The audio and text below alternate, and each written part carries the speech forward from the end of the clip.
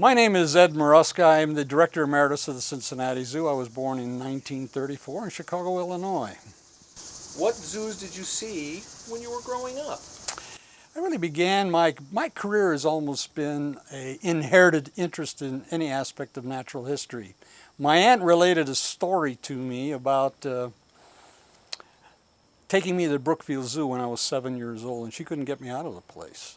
And I remember later on in later life, I would cut school, get on the old 22nd Street streetcar. It had a pot-bellied stove. I'd go out to the zoo, sneak underneath the Salt Creek fence, and prowl around and follow the curators around all day. Carl Platt and the then director Robert Bean and Robert Snedeker. And I haunted that place. And being a child in Chicago, when you have that interest in natural history and in wilderness places and the animals that occupy them, pretty hard place living in a large city. But fortunately in Chicago, I had some great outlets. Two very fine zoos, a fine natural history museum, and a major aquarium. So I essentially haunted all those areas in my growing up period. Well, what was your schooling? Well, I really started out in Chicago, and I had to quit school at an early age, but I went back to school nights. It was some family problems, and I had to leave high school. But later on, when I got married, I went back and finished up my high school, and then I took some college at Wright University. And then when I went back, I spent. Then something came up where I was invited to enter in another area of zoo business. Well, I'm getting ahead of myself. I'm sorry. Am I? Go ahead. I'll just keep going, huh? You'll edit out, I presume. Well, it really started when I had to finish Wright because I was heading for another city, and then this is when I was invited to join another zoo in Cincinnati. But I started my zoo career really in Lincoln Park. My first introduction to Marlin Perkins was as a very young man. I kept a number of animals in our garage in the back of our yard. I kept a number of wild animals. I had a red-tailed hawk, and I had this bird trained, and I had it on jesses, and the bird flew away from me. And eventually, newspapers were following it. They were calling it a bird from Mars. It was perched on TV antennas, and eventually someone caught it and took it to the zoo. And I found out that the bird had been taken to Lincoln Park Zoo. So I went to reclaim my bird, and I was introduced to Marlin Perkins. Little did I know later that he would be the person I would be working for. But we talked, and Marlin wanted to use the bird on his television show, Your Zoo, which was a very popular Chicago show at that time. And I agreed, and eventually I donated the bird to the zoo. Now we talked about education. You've also been given a number of honorary degrees? Yes, in Cincinnati I was given a degree, an honorary degree by the University of Cincinnati, and one that I treasure by Xavier University, and they don't give out very many. I was told that this was indeed a great honor. The Jesuits don't release those willy-nilly. So you meet Marlin, but how did your zoo career actually start? Well, I followed an ad. My zoo career started by me following an ad in the Chicago Sun and Times. There was an ad in the paper. There was a job open if you were not too choosy, and it was a job opening at the reptile house at the Lincoln Park Zoo. So I applied for this job, and I had an interview with Marlin. I was hired, and somewhere down the line, Marlin called me. Little did I realize that there were politics involved in the Chicago operation. And apparently I did not have a powerful enough source, and I was told that the job was given to somebody else instead. So I went back and I did some research, and my dad knew certain people, and finally got in touch with the alderman, and we wound up back at the Lincoln Park Zoo, and I was given a job, but it wasn't at the reptile house. It was at the Velt at that time. It was a job opening working with hoofed animals, and I worked in Lincoln Park for a number of years. What were the early days like at Lincoln Park Zoo as a young? Well, they were fun days. We had a good time. It was a good crew to work with. They weren't all animal people. In fact, a lot of them were political appointees, and obviously the animal people were the people that gathered together, and there was like two sections of the zoo. There were the non-animal people and the animal people, and we kind of did our thing at that time. But they were fun days. Did people mentor you? I was mentored by a number of the head keepers. I had a very good friend. He wound up to be one of my dearest friends, Joe McHale. He was a character. He worked as a senior keeper, but I got a lot of good advice from Joe. Just plain common sense advice, and you were able to get along in that culture. Without his advice, I think I would have found it difficult, because working with non-people that didn't care about animals, and you had to work side by side with them, at times was a little difficult. You mentioned Marlin Perkins was the director. How was it working for this director? Marlin Perkins was a very, he was a study in that. Observing Marlin and the way he operated was very, very important to me in my later life. Marlin was very unpredictable. He was a good animal man. I mean, I remember a day when he walked by, just as this to cite an example, Marlin grabbed up, these keepers were trying to trim the hooves of a donkey, and the donkey was giving him a bad time, and he got so frustrated, he picked that donkey up, placed it on the ground, and he did the hoof trimming himself. That was the kind of individual Marlin. He was very unpredictable, but he was a good boss. He was a good man to look up to. He tolerated no nonsense, and he was obviously a very intelligent man, and a man that deeply passionate about his work. How did he shape your views, or did he shape your views a little on zoos and about zoo development? Did he help shape any of those that you later had? Marlin, I think, helped shape my views early on because he had a very popular television show, and I watched that every week it was on. In fact, my wife recalls, she was then my fiance, remembers we had to break off what we were doing so I could get back home to watch Zoo Parade. So that way it was a powerful influence. He was a very striking individual, very charismatic individual, and I was delighted to know him and delighted to work for him. Did you learn specific things that shaped a future philosophy from him? I think Marlin, I learned certain areas were areas of dedication. Marlin was dedicated to his profession. He ran a very clean operation. I learned cleanliness is important. Cleanliness is next to godliness in a zoo operation, a good zoo, because obviously filth and trash can breed disease. He was very strict about the cleanliness of the grounds, and everybody had to pull their load. They had to do their share. So I learned how to manage people. I learned to control my temper. Early on I had a pretty nasty temper, and Marlin told me later in life that would hurt me, and that I could use temper as long as I could control it, and that worked. That was good, sound advice. Probably saved my career. Did Marlin have strengths, and you'd mentioned some of his strengths, weaknesses? Obviously I was enamored by Marlin. I probably only saw strengths. I didn't see many weaknesses. If I could only be, I thought to myself, hey, Marlin Perkins, I do all right. As you started working at Lincoln Park, how did you start to approach the care of animals? What did you start thinking about on that level, and keeping them healthy, and diet? And well, when I started Lincoln Park, I was very fortunate actually to get into the veldt area, because part of my job was the commissary, and we had to prepare foods for animals. So I knew where all the foods were going, what animals were eating. I enjoyed it. I was very fortunate. I did not really have any specialties. I liked certain animal groups because there was very little known about them in captivity, and that drew my fascination. Not necessarily whether they were a reptile, a bird, or a mammal. It was a difficulty in maintaining them and learning to maintain them properly that intrigued me, and I learned a lot of that in Lincoln Park. And one thing led to another, and eventually I had a chance of opening up a children's zoo, the first children's zoo. And the children's zoo was an amalgamate of all smaller animals in the zoo. It was really Marlin's pets. I mean, this is where Marlin put his specialties.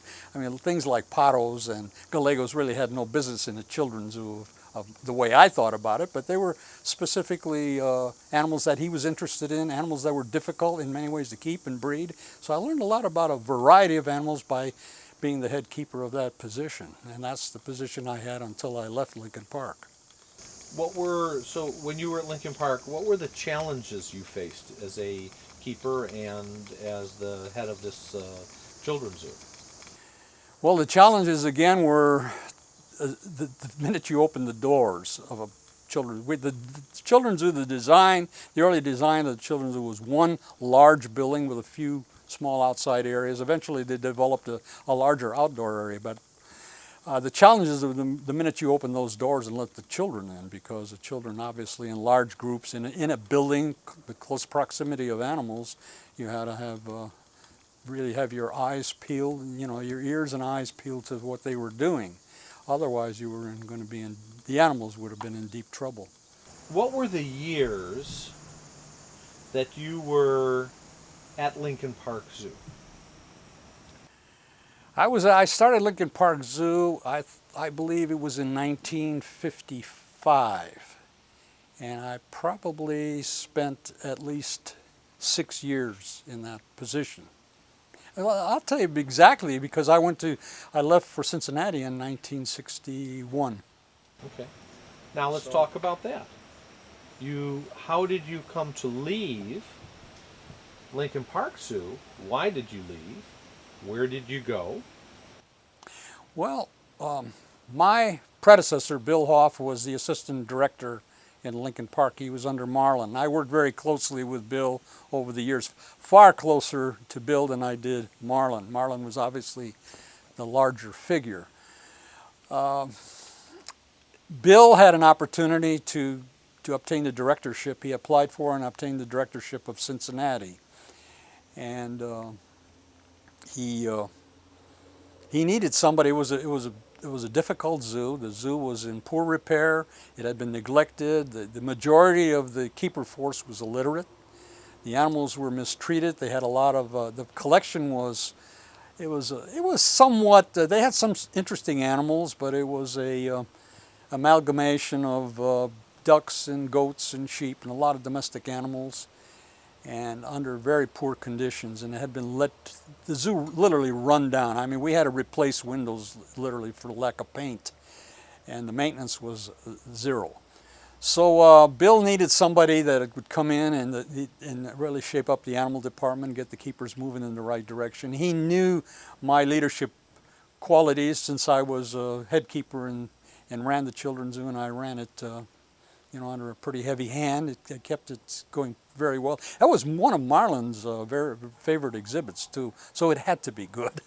So Bill knew my qualities and thought I would make an excellent choice, and hired me. And I remember he sent me a job that was going to be a challenge for $7,200 a year. It was a magnificent salary increase, I remember at that time.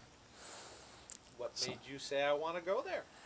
Well, my first, when I went in for an interview, my first impression of the zoo was not a very good one. They used to have an annual event called the Home and Food Show. And they would have barkers, they would have canoe salesmen. The first night I was one of those sultry August evenings at Cincinnati, with high humidity, and there was the air was bad, and it was just not a good evening. And I saw all these barkers running. They would pass out yardsticks at the entry, and the kids would have yardsticks, and they would sell BB guns. And you're watching the kids pelting the sea lions with BB guns, and they sold. The Food and Home Show was started probably during the Depression. It was probably a good thing at that time, because a little lady coming in the zoo it was done as a promotion. She could fill up her shopping bag with little food samples. But over a period of years, it deteriorated, and it was an awful thing. They would sell storm doors, windows, and a lot of things that were detrimental to the collection. I remember one scene why I told my wife we're going to turn around and go back to Chicago. Kids were running around putting political stickers on the ducks' backs at the zoo. So I decided, we're going to go home. But I came back the following morning and walked around the zoo, and I saw a lot of potential. It was a nice, hilly atmosphere. It was great for building new exhibits.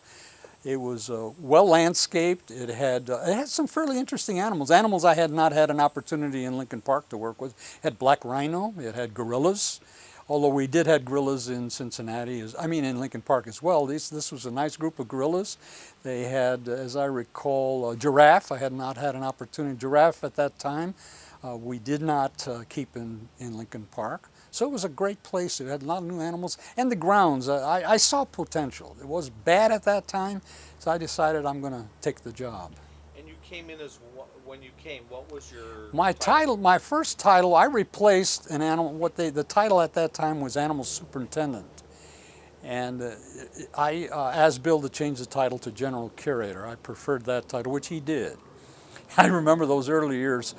Teaching these people to work with animals was another experience altogether.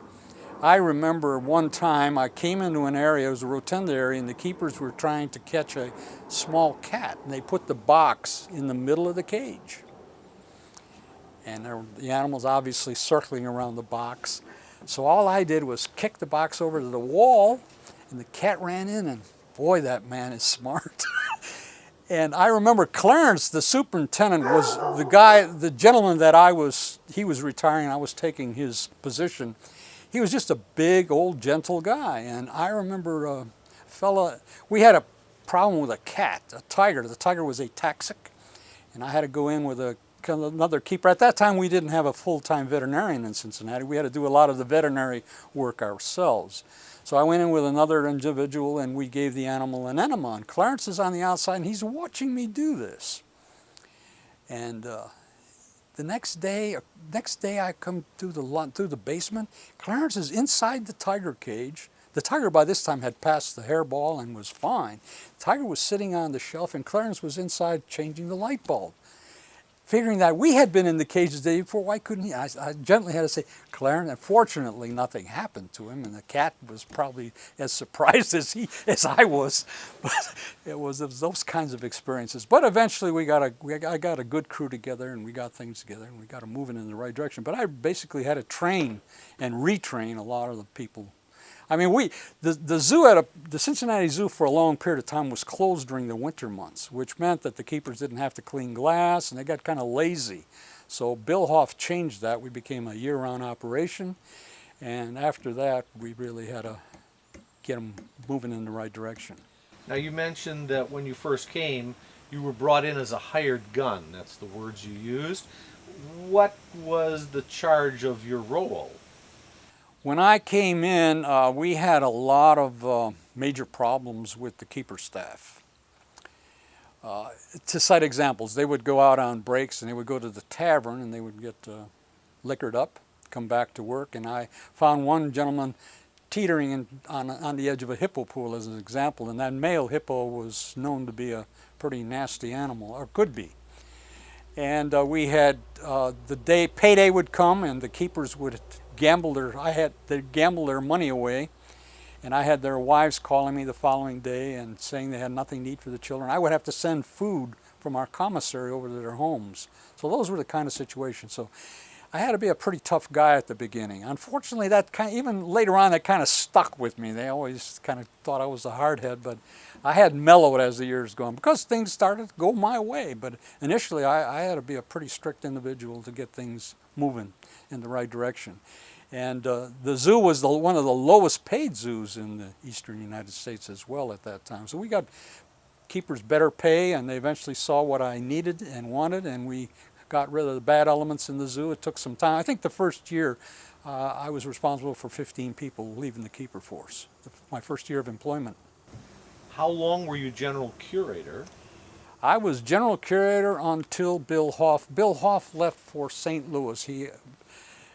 I was General Curator, yes, until Bill Hoff left for St. Louis. I was placed in as interim director. Bill had an opportunity for the directorship following Marlin in St. Louis. So they put me in as interim, and 3 months later they hired me as full-time director. I was one of the youngest directors of a major zoo at that time. I was in my 30s. What was the year? The year I became the interim director was 1968.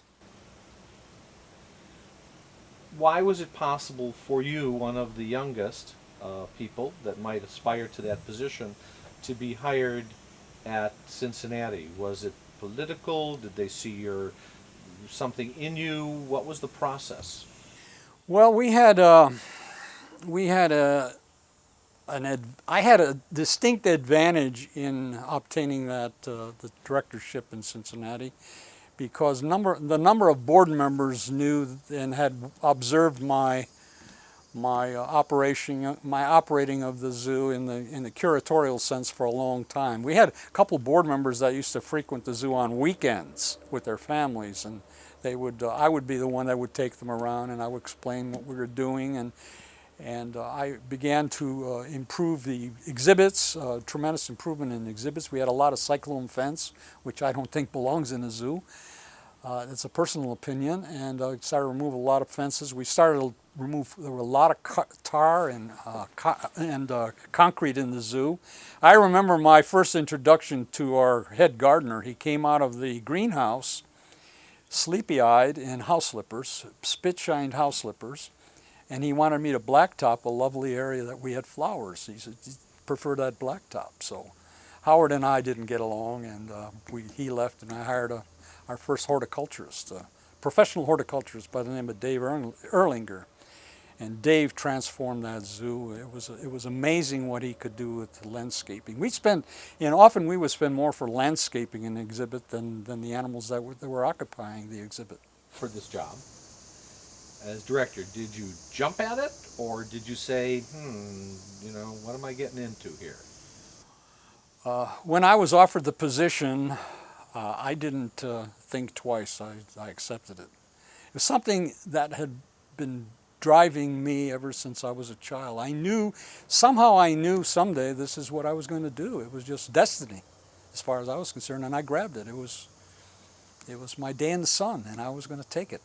Did Bill Hoff give you any advice? No, Bill Hoff wasn't in favor of me getting the job. He thought they should seek somebody from the outside. They never even had a search committee put together. I was the interim and the choice.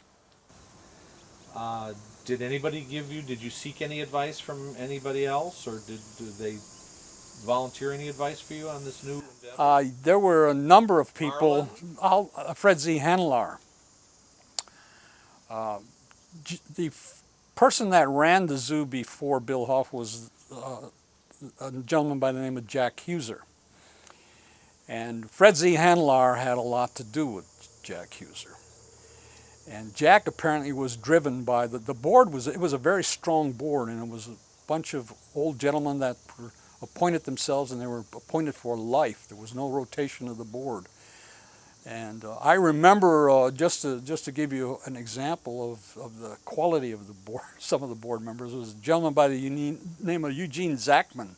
He was virtually legally blind, and his wife couldn't drive. But he wanted to get to a board meeting, so he would drive and she would point the way. And often he would get lost out in the zoo grounds. I mean, we had a lot of my board members, I'd have to go out in the zoo grounds and retrieve them. They would be, so eventually those things changed as time went on. But it was a good experience. And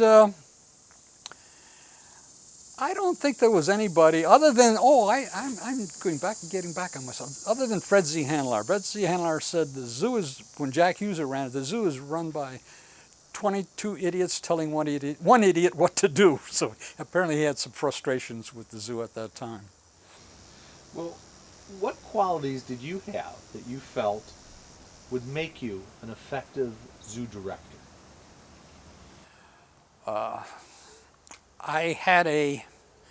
I think to make me an effective zoo director, I had a passion for my charges.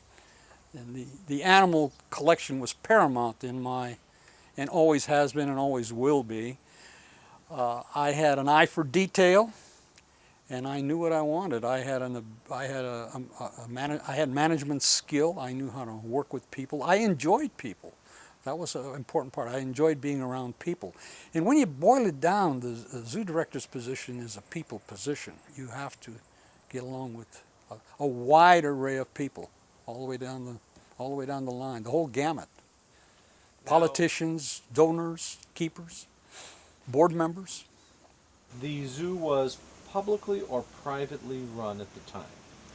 The Cincinnati Zoo, when I took it over, we received very little capital money from the city. We received free water and some sometimes slight cap when they were plush and has capital monies, they would give us a small amount of capital money. But it was a privately run organization, one of the very few of its kind in the country.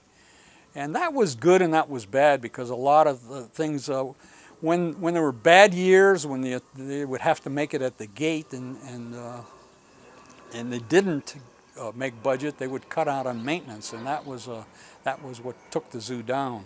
The zoo, the maintenance, the sewers were collapsing. We still had wood-lined sewers, if you can imagine that, in the 20th century. It was just awful. People wouldn't begin to realize what a difficult place we walked into. So you came from a public zoo, Yes, to a private zoo. yes. I came from a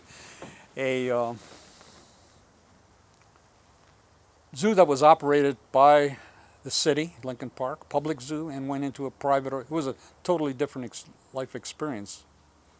Tell me a little about those differences. Well, the differences of working in a public zoo, we had departments, we had maintenance departments, we had horticulture departments. The zoo, when we were in the zoo, was literally the animals and only the animals. We didn't have to worry about all the sundry other things. When you're in a private, when I found myself in a private zoo environment, it became a whole new world, because we were responsible for every aspect of that zoo other than water. And we had to make our budget. We had to be very creative in getting people through the gate. Sometimes we did things that you might not want to do if you were in a private zoo. We had all kinds of literally programs that were non-zoo related, just to get bodies through the gate. But I realized how important they were.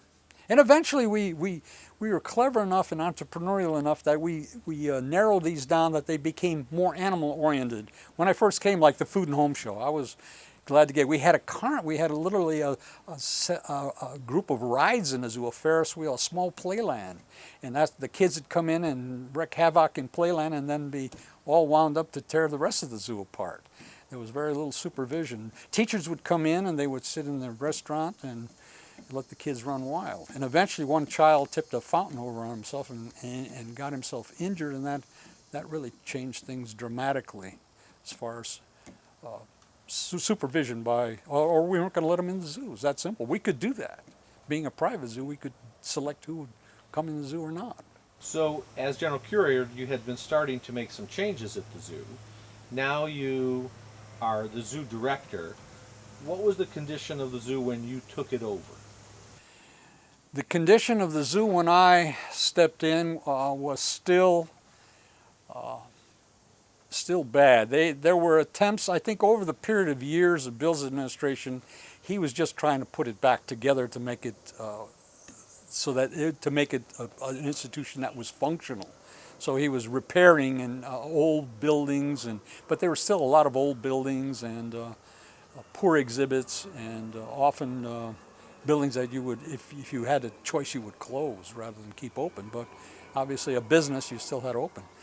So when I came in, I think it was in 1970, the Cincinnati Zoo had I think perhaps why it slid into a zoo of disrepair and very little care was the fact that it was the only show in town.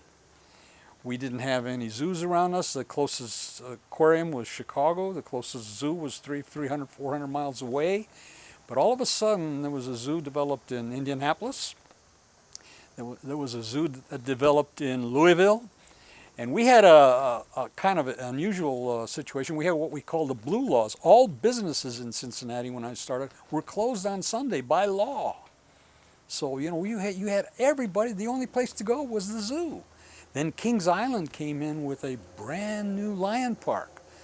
And I said to the board of directors, if we don't start pouring money into this institution, getting things repaired and competing with the competition, we're going to continue to lose attendance. The attendance at the zoo vacillated from 650 to 750,000 people a year. And that was for years. It never got above that. So the board, I had some sharp P&G, Procter & Gamble people on the board. I had a wonderful board of directors. They were, the board finally resolved its own problems. It had limited terms. It started to appoint good people to the board and movers and shakers in the community, and together we really began to rebuild the zoo. We started major fundraising and capital drives. We developed a master plan, and we were moving in the right direction. And that kept our head above water. Our attendance began to increase. I think when I left the zoo, it was 1,300,000 people. So we were up there. Came into the zoo, you're the director.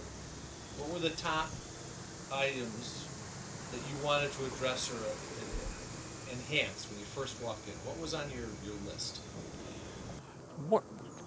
Some of the first things I addressed when I entered the Cincinnati Zoo, some of the things that bothered me a lot, the zoo had a lot of concrete, had a lot of tarmac, very few planted areas, and over the years they had blacktopped a lot of ground area for wider walkways that were actually essentially too wide. They had a lot of concrete, stone walls, and I just wanted a softer zoo.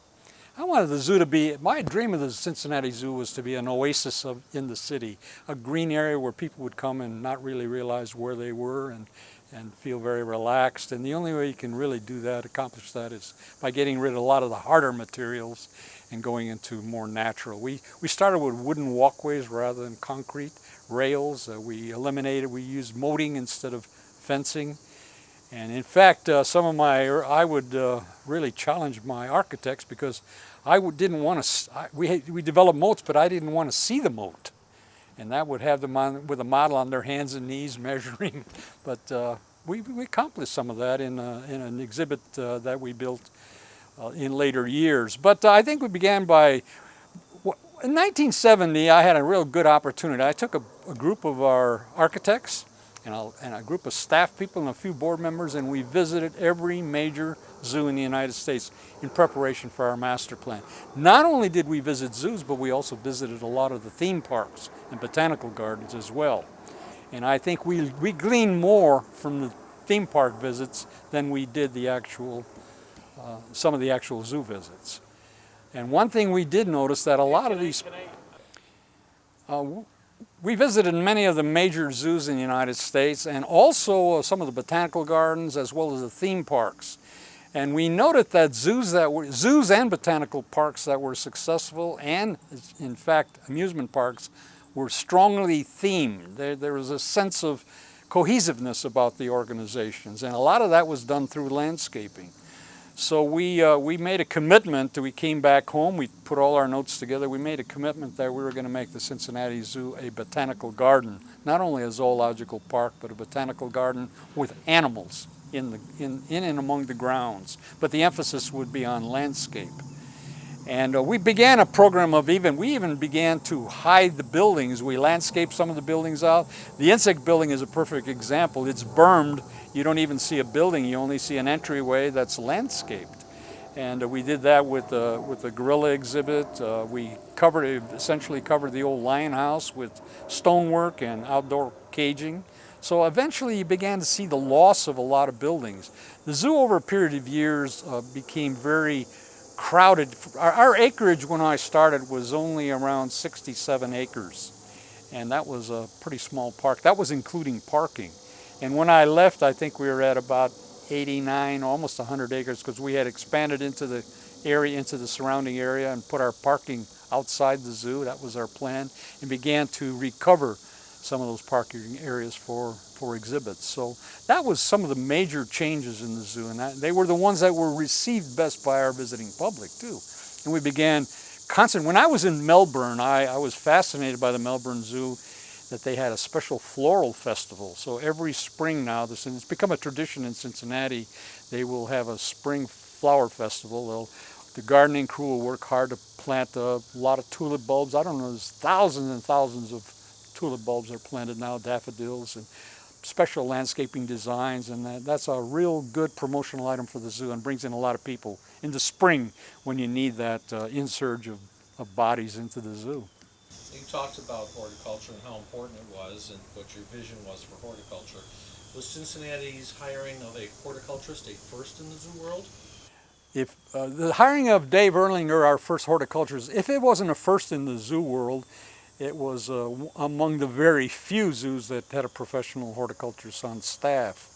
And Dave was an excellent person to work with. He left the zoo after I did. I think he's working out in a botanical garden in San Diego, in the San Diego area at the present time. But Dave really was a wonderful person to work with. In fact, it was funny. George Rabb, the director of Brookfield, hired him away from me. And the first thing George did is give him $5,000 for artificial plants for Jungle World. And Dave turned around and came home, came back to Cincinnati. You changed the name of the zoo, didn't you? Yes, it was just Cincinnati Zoo. It became the Cincinnati Zoo and Botanical Garden. We were afforded that status as a botanical garden. We in fact went through a rather difficult process. We had a lot of our landscaping we had to label, which is now labeled. So it is an integral and educative part of the zoo, not just a lot of plants. There are people that can come in. We have professional garden clubs come in now, and it's really added a whole gamut of new visitors to the zoo.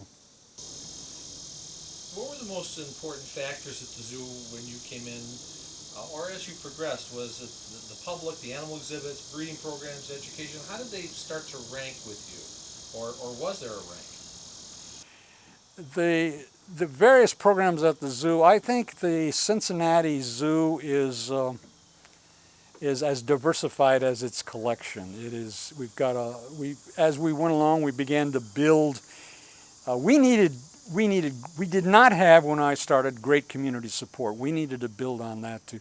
We couldn't survive without that community support because we were basically almost self-supporting for a number of years. That changed in later years, but when we were able to pass a levy to help subsidize some of the areas that we were involved in at the zoo. But to get that outside support, we had to reach out to the community. And we began that with various programs.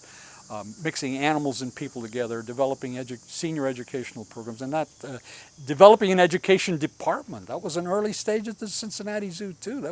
I think we had one of the very first directors of education in our zoo. So we realized that as an important component of the collection. The zoo is, I think, in our area, in our zoo, the collection has always been the core. It's our reason for being. It's the only thing that nobody else can compete with us. I mean, we can have education programs outside the zoo. We could have gardening programs outside. We have everything. But the collection is what gives the zoo the city a certain amount of pride. It gives prestige to this collection. It gives us something to hang our hat on, to use as an advertising, marketing, when you get new animals and births. In fact, we capitalize on animal births at the zoo, and it's become a real a year-round, an annual program is that we advertise our spring births, which occur naturally, but we emphasize them, we mark them, and we use that as a marketing tool. And we bring in visitors just for that event. And that's an important part because it's just before school days. And usually there was a lack of a drop-off in attendance at that period. And that improved that too. So all of these things, I think, work together. But the collection has always been the core. How would you describe your style of directing or management? If I were to explain or try to explain my style of management, I believe I was firm but fair. I mean, I knew what I wanted, and I think the whole trick of management is to get the people to follow you. I think if anything, if there's any regrets in my management style, was I should have become more involved later on in another zoo I did this, becoming more involved with my employees, got more into the more solid team building. Although we started a team build, I think we could have done better, or I could have done better. What were some of your management strategies? The element of surprise. I learned that from my mentor. Marlin we had a system at the Lincoln Park Zoo. When the old man, as we used to call him, was on the rounds, every building would phone, the old man's coming, he's here. We'd have him targeted all over the zoo. But he was a clever old duck because managing the children's zoo, he would walk in the front door. We were all busy because we knew he was coming. He'd walk out the back. 5 minutes later, we're all laying around or relaxing. He'd come through the back door. Then he had us cleaning dust off the plants, and he kept us busy. So it was that. I believe that I don't believe any zoo director that's worth his salt can operate the zoo behind a desk. I think it's got to be, that man has to be out into the field. That again I learned from Marlin. He was always out in the park. You never knew when, but he was there, and you knew you could count on the fact that you better keep things sharp because the old man will be around and he's going to point it out to you. He had a very, had a good way of doing that too. You talked a little about your regrets or with the staff or things you might have done a little different. What was your relationship with the staff, the curators, and how did it change or how did it develop with their training, their upgrading, and working with them? In my development of my staff, I again relied a great deal on another mentor, Dr. Charles Schroeder from the San Diego Zoo. I became very good friends with Charlie in my early zoo career, and he would often grab me by the shoulder and he would give me some pointers. And he says, you always want to maintain contact with your staff. And he developed meetings that he would have every week with the staff. And I again took that over and I used that strategy. And I would have a weekly staff meeting. And all my department heads would be in that meeting. They'd have a chance to air their views. And I'd want reports from departments. And another thing I developed and I found very useful is that in order to get my curators and veterinarians to make contact with the collection, I had a sheet made out, and it was in triplicate. And they would have to visit a department. One of them would have to visit a department every day, and on that sheet, the keeper would put down the problems, and that was in triplicate, one for the staff person and one for me. So I always knew what was going on around the whole zoo. And if I found too many things on that sheet at the same time, I knew these guys weren't doing their day. And we would review these sheets in our staff meetings, so it kept the staff on their toes. Bringing professional staff together to further your vision of what the zoo should be? In order to bring together a good staff, I think you obviously have to, if you're worth any salt, you have to know people. And you have to handle an interview properly. And I would learn a lot, glean a lot from an interview, an awful lot. And then the second measure of control I had was that the person that came on board was on probation. I would have an opportunity to have our people work with that new person.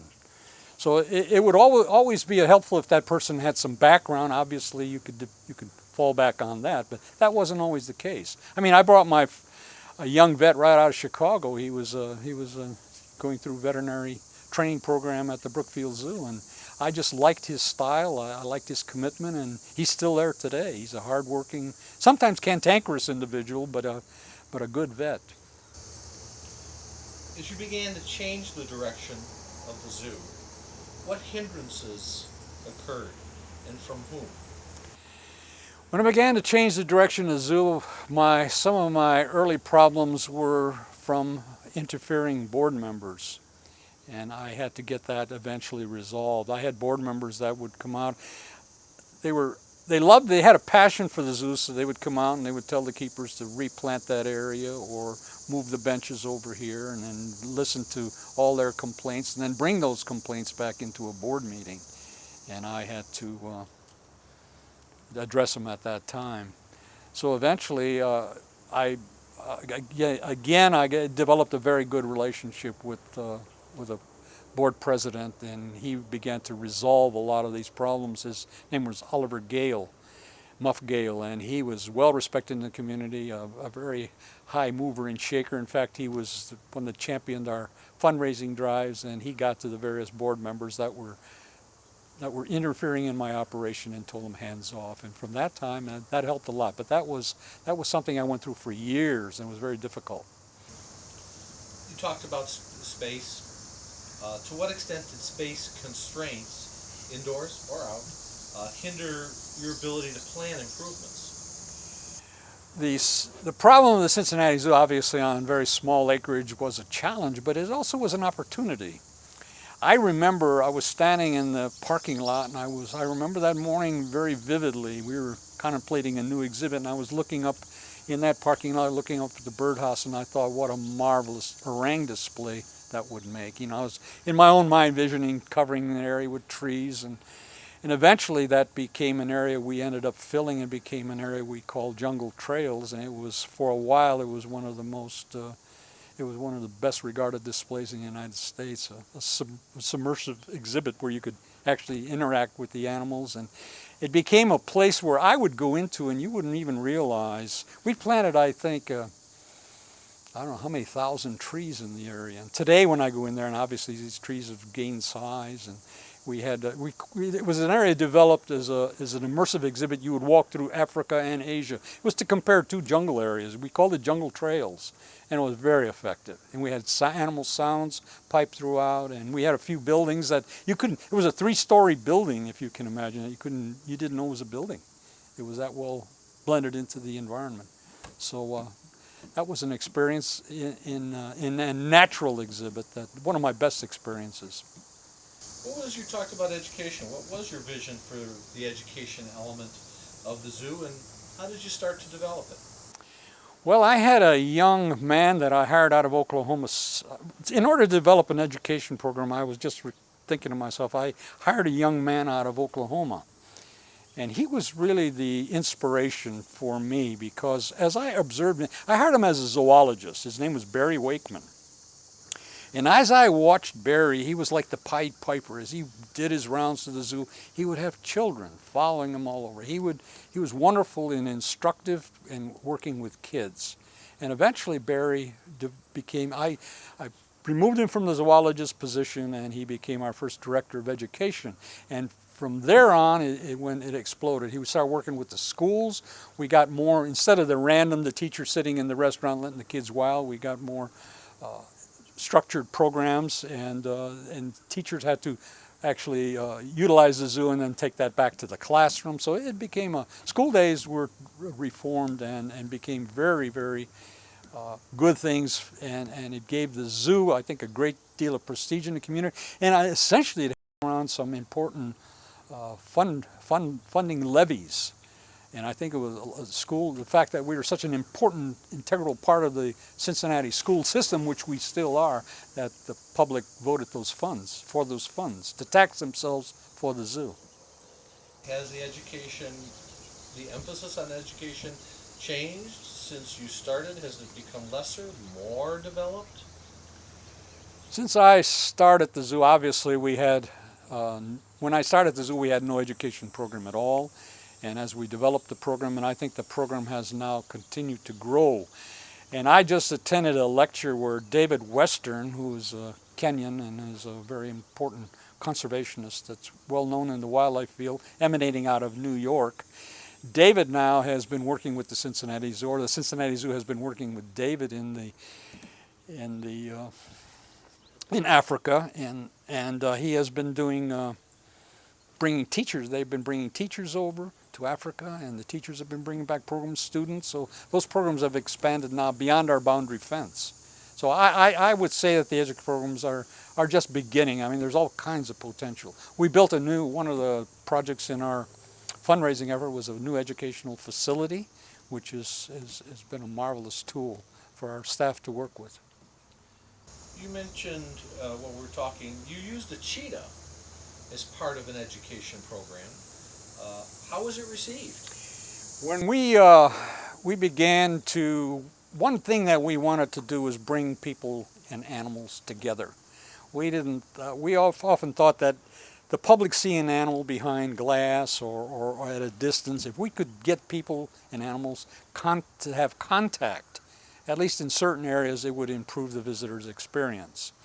So we began to develop, rather than in the early days in Cincinnati, we had the old Barnum kind of animal shows, you know, where chimps were riding bicycles, and They were doing handstands with the keeper and, you know, all kinds of silly things, and I eventually was able to get rid of those shows and replace them with animal demonstrations that were actually, and this is where we had a cheetah, and that cheetah would eventually, a lady by the name of Catherine Hilker loved cats, and she began to develop a program just emanating around cats, and she would take this animal out to various schools.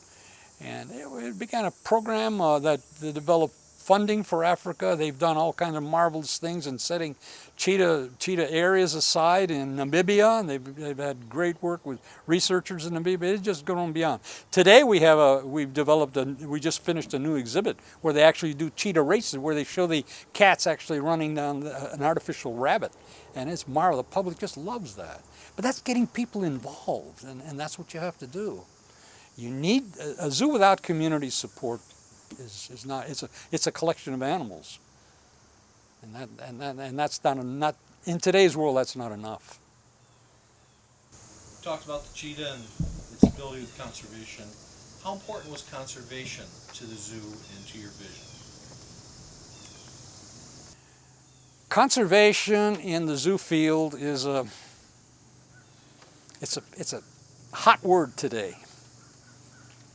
But one day I remember I had 5 staff members, and I asked 5 staff members to define conservation. All I was hearing was conservation, conservation. Define it for me. Well, 4 did and the other one didn't. And all 4 were different explanations of conservation, or different definitions. I believe in today's world, we got 3, as I see, 3 major issues we have to resolve if we're going to deal with animal conservation at all, and they're all critical. Perhaps one when I started in my profession, the human population was around 2.5 billion. And population biologists predicted when I retired the human population would be around 5 billion. Well, on my retirement date it was closer to 6, so those predictions were on target, if not beyond. Population biologists are now predicting by the year 2050 we'll have a population of 9 to 10 billion people straining the capabilities of this planet. It doesn't leave a lot of room for wild animals or wild places. So we've got to address that, and I don't think any zoo has done that effectively. We've got to somehow reduce that population, as I've been researching, by 1 billion to make it more meaningful. The other problem we have is with climate change. And if we don't get a handle on climate change, and we have to do this sooner than later, because apparently, as scientists are now predicting, climate change is coming on us more rapidly than they had predicted. The Arctic, they figure by 2050, may be devoid of ice, totally. Well, what does that do for polar bears and walrus and ring seals and all of these other Arctic animals? Obviously, it leaves them at a loss. So we have to control population by at least 40%. We have to cut carbon by the year 2020. That's half the time, or we may hit the tipping point. And when you hit the tipping point, forget it. There's no coming back. So we have an opportunity there. And the third and most devastating is we have to somehow control world hunger. And these are daunting tasks, particularly when you think that we can't control, how many hungry children in our country, one of the wealthiest countries in the world. We can't address it here.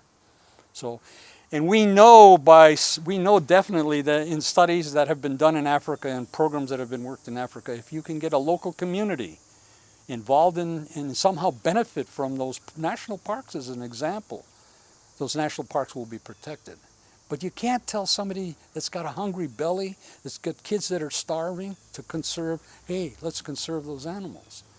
So if we don't start looking at the broader picture, as I feel, all our little programs are really for naught. I mean, we've got to somehow, and look at what the zoos have. They have a collective audience. They have a more sophisticated audience than they ever had before, a well-educated audience. If we could somehow get our messages across collectively, I think all these little individual programs that everybody has, their little favorite programs of saving the Winnie bird here and doing that, these are all well and fine, but they're missing the big picture. And if they don't get their handle on the big picture, we're going to lose it all anyway. It's that simple. And I don't see any way out. And that's why I've become perhaps a little less optimistic than I was in my younger years. Talking about conservation, Cincinnati Zoo is famous, in a way, historically, for having the last two species of birds that have gone extinct, famously, in the United States. How tricky was it to preserve the historical treasures, these monuments to these animals, and balance saving the heritage and developing new facilities at the zoo? These were kind of monuments that might not be moved. How did that work in with the whole vision you had for the zoo?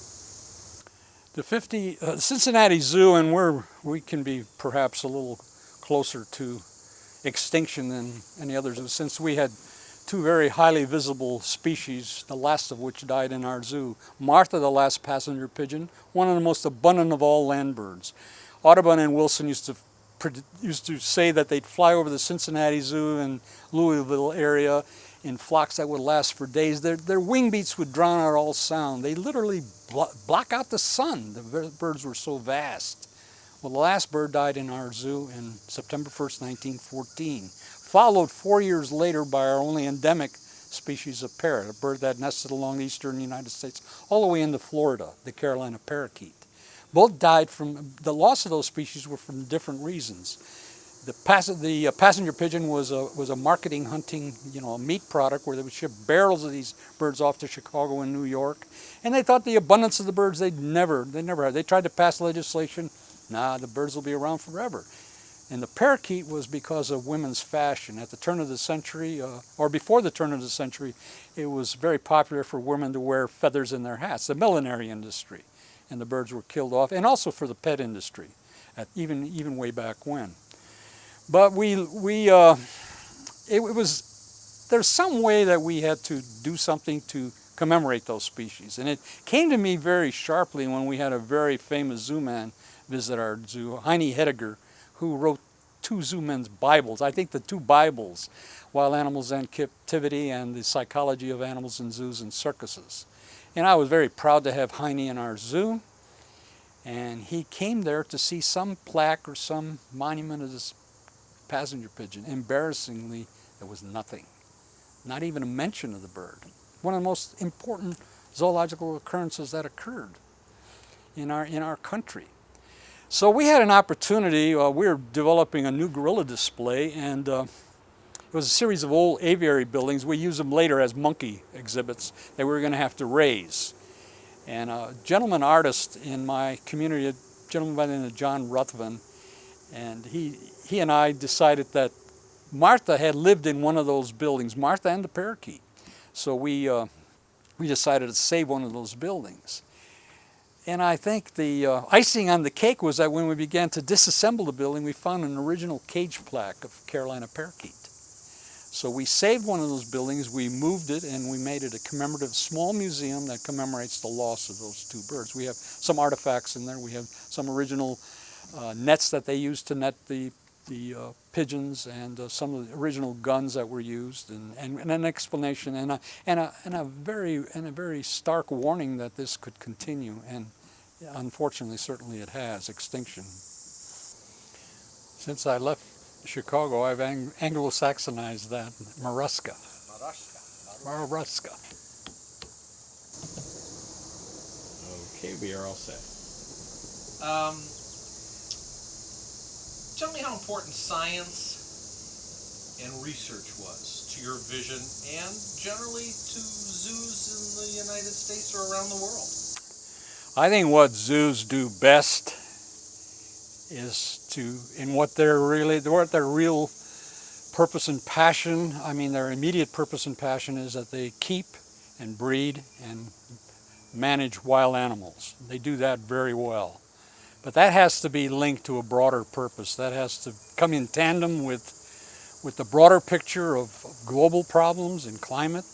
That has to be looked at in terms of the propagation of animals, excelling propagation, particularly in very rare species. A good example being the Sumatran rhino, which is one of the rarest mammals on Earth, and an animal that hasn't got a very bright future. So those are areas that I felt the Cincinnati Zoo needed to begin to develop and widen its scope. And we had a young lady that joined our staff, or she was going to school and would frequent the zoo. Her name was Betsy Dresser. She developed eventually she got her PhD, and she was a reproductive physiologist, and she badly wanted to work in zoos, and she badly wanted to work in the Cincinnati Zoo. And she thought there would be great application for reproductive science in zoo animals, that we could accelerate the reproduction of endangered species.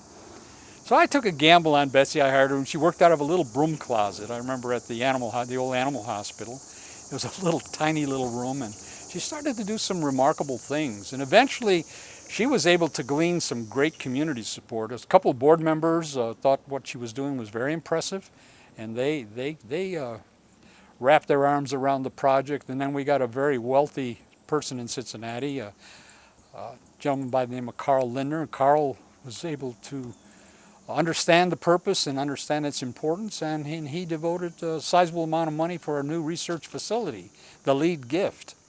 So we developed the Carl H. Lindner, it's called CREW, the Center for the Reproduction of Endangered Wildlife, and Betsy was our first director of research. And the first remarkable thing she did was she took, it was the first time it had ever been done where one species was the mother of another species, and we sent her to New York, and I don't remember if it was New York or Chicago. I don't remember at the time. It probably was New York, 'cause I don't remember Chicago having bongo at that time. But they were able to super ovulate some bongo, and she had some bongo embryos which she placed under her armpits on the way home in the plane. She had them taped to her armpits to keep them at the right temperature in a specific medium. And at home we had some common eland super ovulated, ready to go. When she hit the ground, we drove her to the zoo and we implanted those eland. One eland got pregnant and developed one species giving birth to another. It was the first time it was ever done, and it hit front pages all over the world. And we've been able, as time goes on, we've been able to really increase our role in that science. And I think the most important probably, and is worth discussing, is the Sumatran rhino. I was part of a group, the Sumatran Rhino Trust. We brought in a number of Sumatran, not enough of, they had promised us a larger number of animals, but a small core of animal to work with. This was the most difficult animal species I've ever worked with in my life. They were difficult in terms of husbandry, diet, and whenever you try to, the Sumatran rhino is a deep forest animal. It's probably a solitary animal. Whenever you try to put the male and female together, they would about kill each other. And I tried to get Betsy involved in doing more research on, I thought if you could time the estrus of the rhino, perhaps putting them together at that time, it would be at least, they wouldn't kill each other. Usually when we put the animals together, we would have to, be patching animals up and sewing up wounds, and animals were injured in different ways, so it was a risky proposition. Then I hired a young researcher that was interested, and when Betsy left the zoo, she went on to New Orleans to work at the Audubon Park Zoo. They developed a larger facility, reproductive research facility, and invited her to become the director, and she accepted the position, and I certainly couldn't blame her. It was a lot more money and it was more prestige. But I hired a young researcher out of National Zoo, Dr. Terry Roth, and Terry was interested in rhino. And she began a program of developing methods of determining the estrus period. And when we did it, we put those rhinos together and there was no fighting, just love, and a lot of love. And that produced the first captive. I think it was probably, in my own mind, they say that there was an animal born in 1888 in Calcutta, but I think that might have come from a pregnant animal that was impregnated in the wild rather than bred in captivity, although they claimed it in Calcutta as a captive birth. But I think our animal probably was the first Sumatran rhino born in captivity, which was, again, a real global event and an important one. But the unfortunate thing is there's so few animals, so few rhinos to work with it, and developing this technology, it's been hard to replicate in other animals. We're talking about the Sumatran rhino, and I just was going to say to you, you obviously put a lot of money into this. Gesundheit. Thanks. That's better. You obviously put a lot of money into this. project? I mean, this was a big commitment on your part. You have to sell this to the people who were helping you with the funding or not? The way I was able to fund the Sumatran rhino project is a number of years ago, and it took the board a few years to catch on to me in this area, but they eventually caught me. I said that I would not expect any money to purchase of animals, but any animal that was sold, money went into an animal purchase fund. Well, of course, lo and behold, we developed some white tigers from the National Zoo, and those animals were in demand because they were great. At the gate, they turned the turnstiles, in our zoo especially, and then in other zoos saw that. So I was able to sell a number of white tigers, and those monies, which were a considerable amount of money, went into a fund, and that fund couldn't be touched for any other purpose. And that's how we were able to get engaged in with the larger zoos like New York and Los Angeles and San Diego. We were able to join them. I could not have done it by taking it out of a normal budget process. So it was money that was salted away from animals that were, and other animals that we were very successful in Cincinnati in breeding. And at that time, early on, animals were sold rather than given away as they are today. So that's the way we funded that program. You had the vision of changing the exhibits. What did you want to do with exhibitry, and how did it change over your time as director? The Cincinnati Zoo, obviously, we stepped into an old zoo, and it was very popular in zoos to theme their parks. They would, or theme not only their parks but their exhibits. They would do an African area in the zoo or an Asian area. This was very difficult in Cincinnati, so I chose something. The whole world thrust at that time was in the preservation of diversity. So my theme for the Cincinnati Zoo became one of diversity. And we would portray for a community, an urban community, the diversity of life on this planet. And somehow we never got to that point, but I always wanted to tie the diversity of man into those projects, that was important as well, and something to be respected. And little by little, we keyed certain areas to certain groups of animals. A good example was the invertebrates. When you look at the world number, the vast number of invertebrates, they certainly outweigh any of the vertebrates. I mean, in mass, in terms of numbers and also diversity. And they weren't being well represented in zoos. And one day I visited Lincoln Park, and I saw a display that Mark Rosenthal had just completed, and really fascinating. It was an inspiration. He installed a leaf cutting ADA display, and I was just particularly fascinated because those animals were working constantly. It was motion. And one thing about a zoo exhibit that's popular with the public is when something's moving rather than a big old lion sleeping in a corner. If you can keep animals active, obviously they're better exhibits and they're better information for the public. So I went back home, and little by little I began to experiment. We kept small groups behind the reptile house. We kept small groups of insects and local insects because there were very strict U.S. Department of Agriculture regulations against the importation of exotics, and you can understand why. We had a multi-million-dollar agricultural industry that we had to be concerned about, and we well understood that. But eventually we got a little more confident, and I kept meeting with agricultural officials, inviting them in every step of the way of what we were doing. And I think this was very important, to educate them and make them feel comfortable at what we were doing. And they were talking about exotics and escaping, and we always continued to point out that was never from a zoo. Zoos have not been responsible for the introduction of exotics. It's been private people or researchers, not so. I mean, we're very competent people, and we know what we're doing in those areas. We don't want our animals running all over the place. So they got more and more confident with us, and they started allowing me to bring in exotics, but males only. Males 1 year and females. But we learned, we had to start from the ground up. We had to learn how to keep these animals. I remember I had such terrible problems One time we had something hit our colonies, it wiped out everything we had. And I'm thinking to myself, during the summer, when if you want to operate an insect building, all you have to do is open the windows. But wintertime, what are you going to do if something like that happens and you got a major exhibit in the winter? And we started looking around for people that could work with insects. And the only people we could find were people that were in college, that were working in entomological departments, but their whole design was to kill insects. They would rear them, but to kill them. So eventually we found a couple guys that were really good. They had a lot of sensitivity, and they would, in fact, I'll relate a story. This is something that, while I'm thinking of it, I have to share with you. We had a gentleman, our entomologist, his name was Marlin Perkins, and he had a wonderful passion for all these small creatures he was working with. And one day I came into the insect building. This is getting ahead of myself, but we'll get back to the insect building.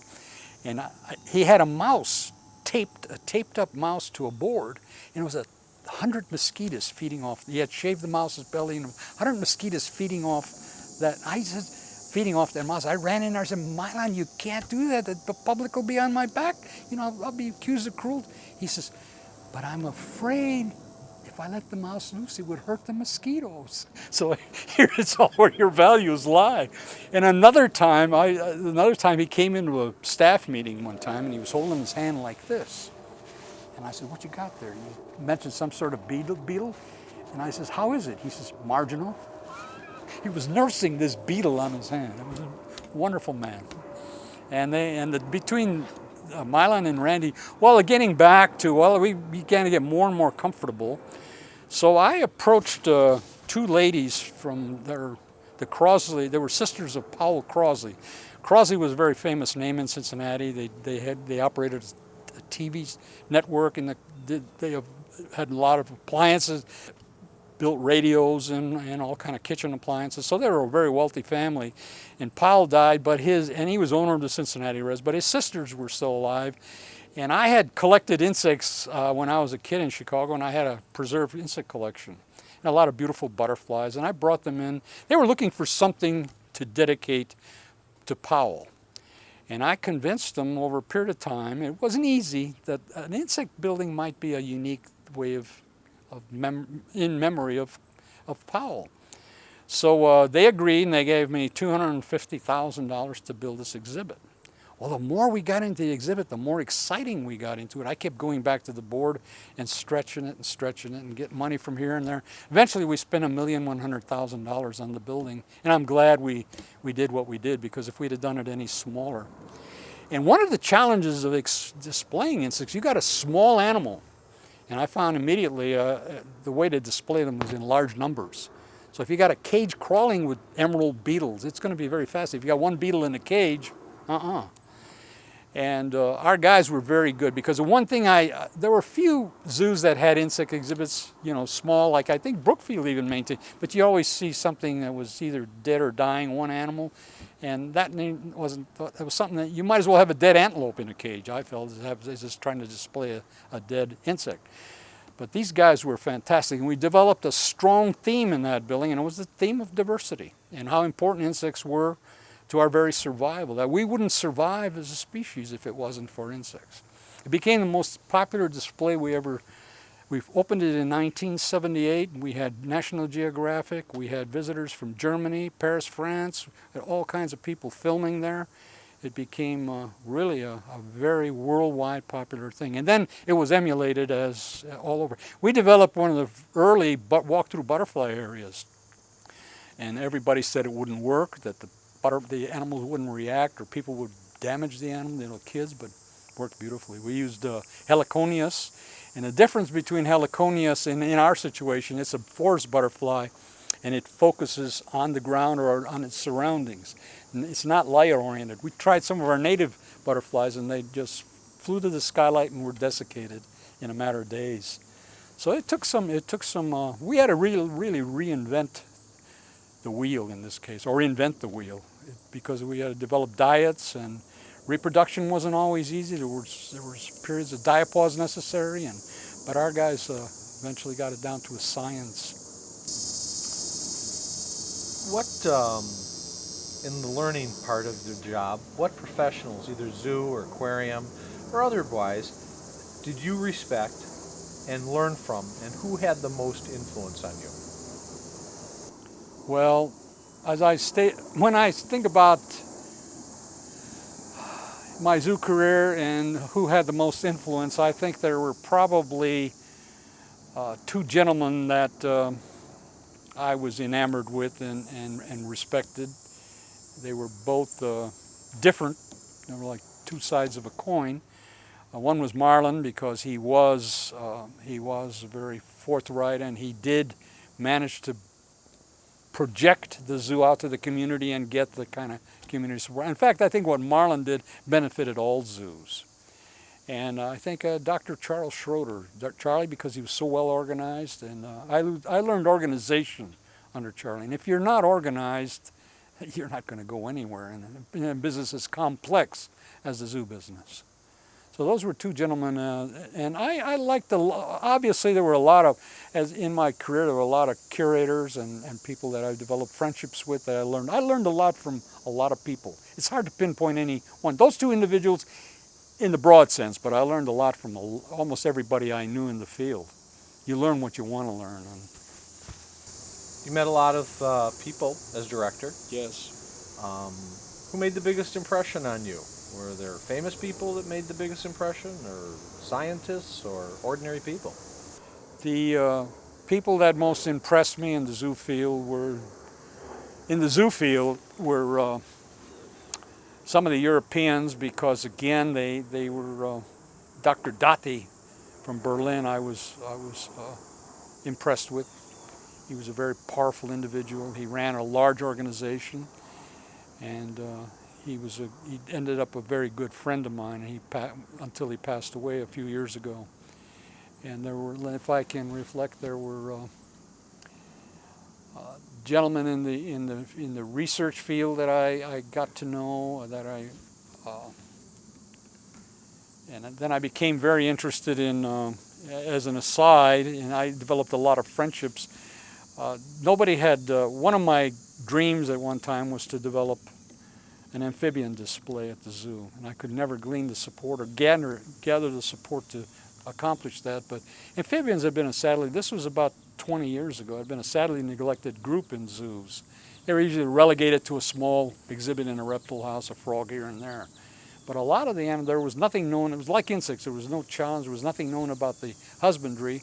So on top of my zoo directorship, I had a little area in the little corner in the zoo that I was doing amphibian husbandry research and keeping various species, and eventually was successful in breeding some, which was remarkable, like the Texas blind salamander. This was the first time the eggs or larvae had ever been seen in this particular species, because it was a cave species on the Edwards Plateau, and one that's considered endangered. So when we bred some of the plethodons for the first time, and it was a challenge, and I kept good notes, wrote a few papers. So I got to know some of David Wake, and I got to know a lot of people in the professional field in the amphibian area. Dr. Rabb was interested, George Rabb was interested in what I was doing, and then obviously there are people one person that always impressed me is the gentleman I met earlier from Procter & Gamble, Dr. Oliver Gale. He was a strong supporter of mine, and together we worked very well. During his reign as president, I think we accomplished more in the zoo than I had accomplished in my remainder or prior to that, because it was just a good combination of good chemistry. What was your relationship with other zoos and their directors?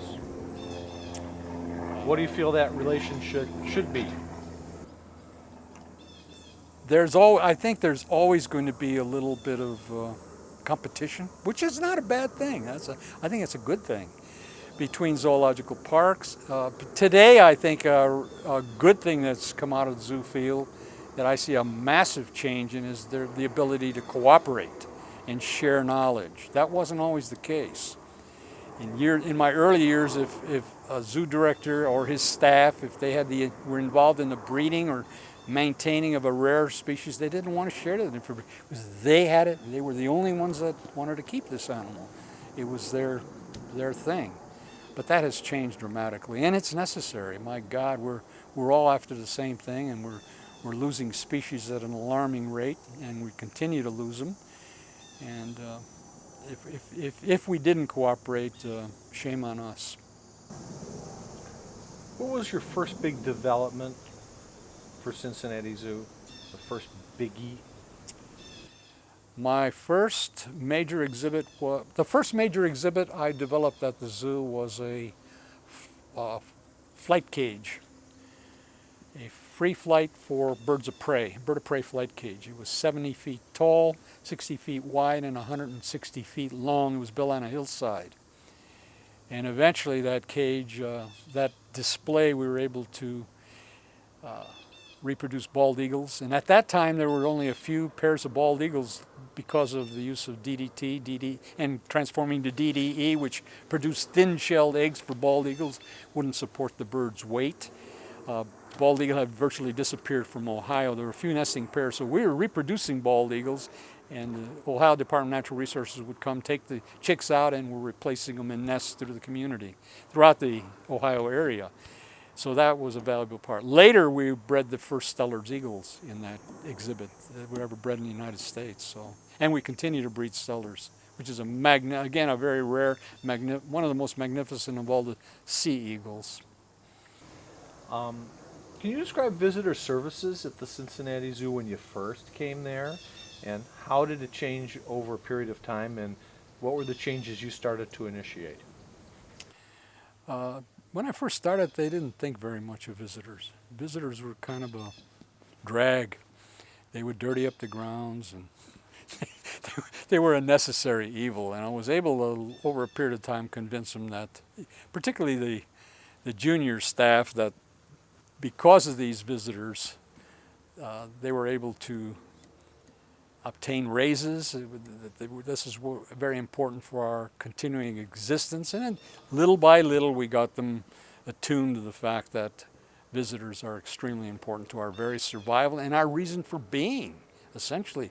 Without visitors, we don't have a zoo. That's how we're able to do our education. That's how we're able to do our conservation programs. It's turning the turnstiles, because we don't get a lot of support. Eventually we were able to glean, and I think this helped. We were able to get a levy pass for the zoo. I think it brought us in $15 million over a period of, I don't remember if it was a period of 5 years. They've increased that since, but it was a county-wide levy. And that had helped the zoo tremendously in taking the edge off of worrying about people at the gate. And you know, I remember as an example, a zoo director, when you depend on only gate, we had a period where we had 13 weeks of rain, rainy weekends, and I didn't know how I was going to make payroll. So you got to have a mix of funds. You got to have some community funding as well as private. Otherwise, it makes it extremely tenable and difficult. During your career, what do you consider to be some of the major events that affected zoos in general, and obviously affected Cincinnati? When I started in the business, I guess I can almost say I lived through the golden era of zoos. The AZA was a small organization. The AZAP was a small organization of zoo directors and a few staff people, and we would get around and talk about animal problems and diets, etc., etc. And the camaraderie was fantastic. And we would. There wasn't a concern at that time of endangered species.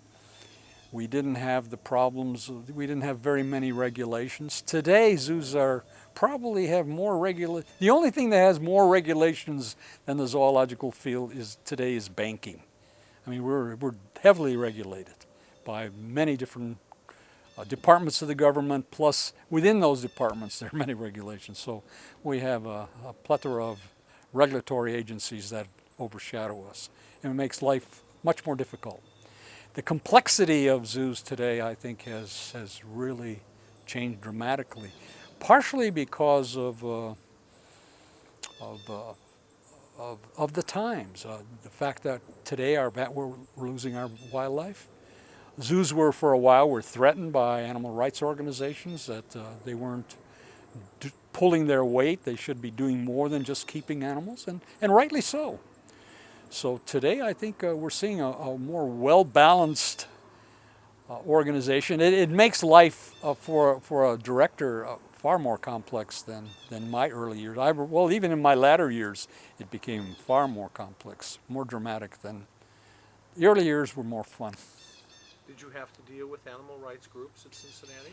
In Cincinnati, we're very fortunate. We had no problem, no matter what problems we might have had in the keeper force or unions. Nobody could ever say we were cruel to our, as I stated earlier, the collection was always paramount in we took care of our collection before anything else. So that was not a problem. Where I faced the problem was when I retired, about a year after I retired, I became the interim director of the Los Angeles Zoo. I was there for, I took the assignment from the mayor for 3 months, and I ended up spending 13 months. And there they have a major animal rights problem. Bob Barker and the whole, there's just one, you'd resolve one problem, they come up with 4 more. So my way of dealing with that was to bring in the animal rights people. We would have an animal kind of a management session, but we'd include animal rights people in that. And it was specifically to deal with their problems that were brought to their attention. And often the keepers would use this as a platform, obviously, to share their grievances at times, which is unfair. Although I must say, in LA, there were a lot of concerned keepers. I had a marvelous keeper staff in LA. I really enjoyed working that. That was an entirely different experience in my lifetime. It was working for a public institution that had society support. The problem was the society and the city people didn't speak to each other, and that's not the way you raise money. So I was able to get them working together, and I think, as I understand, they're still working close, even today, many years later. And the animal, I remember Gretchen Weiler. She was a Broadway actress. And she would march across in front of my desk. You'd think she was on Broadway. Her eyes would roll back in her head, and she would be going through all these problems, and we had to address them.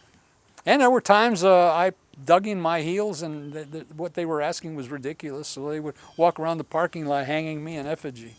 They had Maruska on a pole. I was going to say, what were your most frustrating times as director in Cincinnati, but also in Los Angeles? Did you have frustrating times at Cincinnati? I had some areas of difficulty in Cincinnati. I had a terrible accident occur in the zoo. I had a young lady. She was my daughter's best friend, Laurie Stober. They stood up at each other's wedding. She was coming in my house probably for 20-some years, in and out of my house.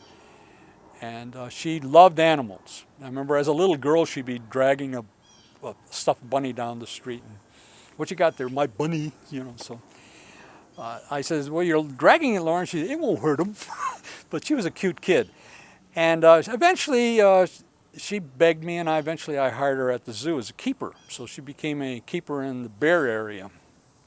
So one day I got a call, an alarming call, that there was an accident at the bear area, and came in there, and Laurie was on the ground, and a polar bear had taken her arm beyond her elbow and had devoured it, inch by inch.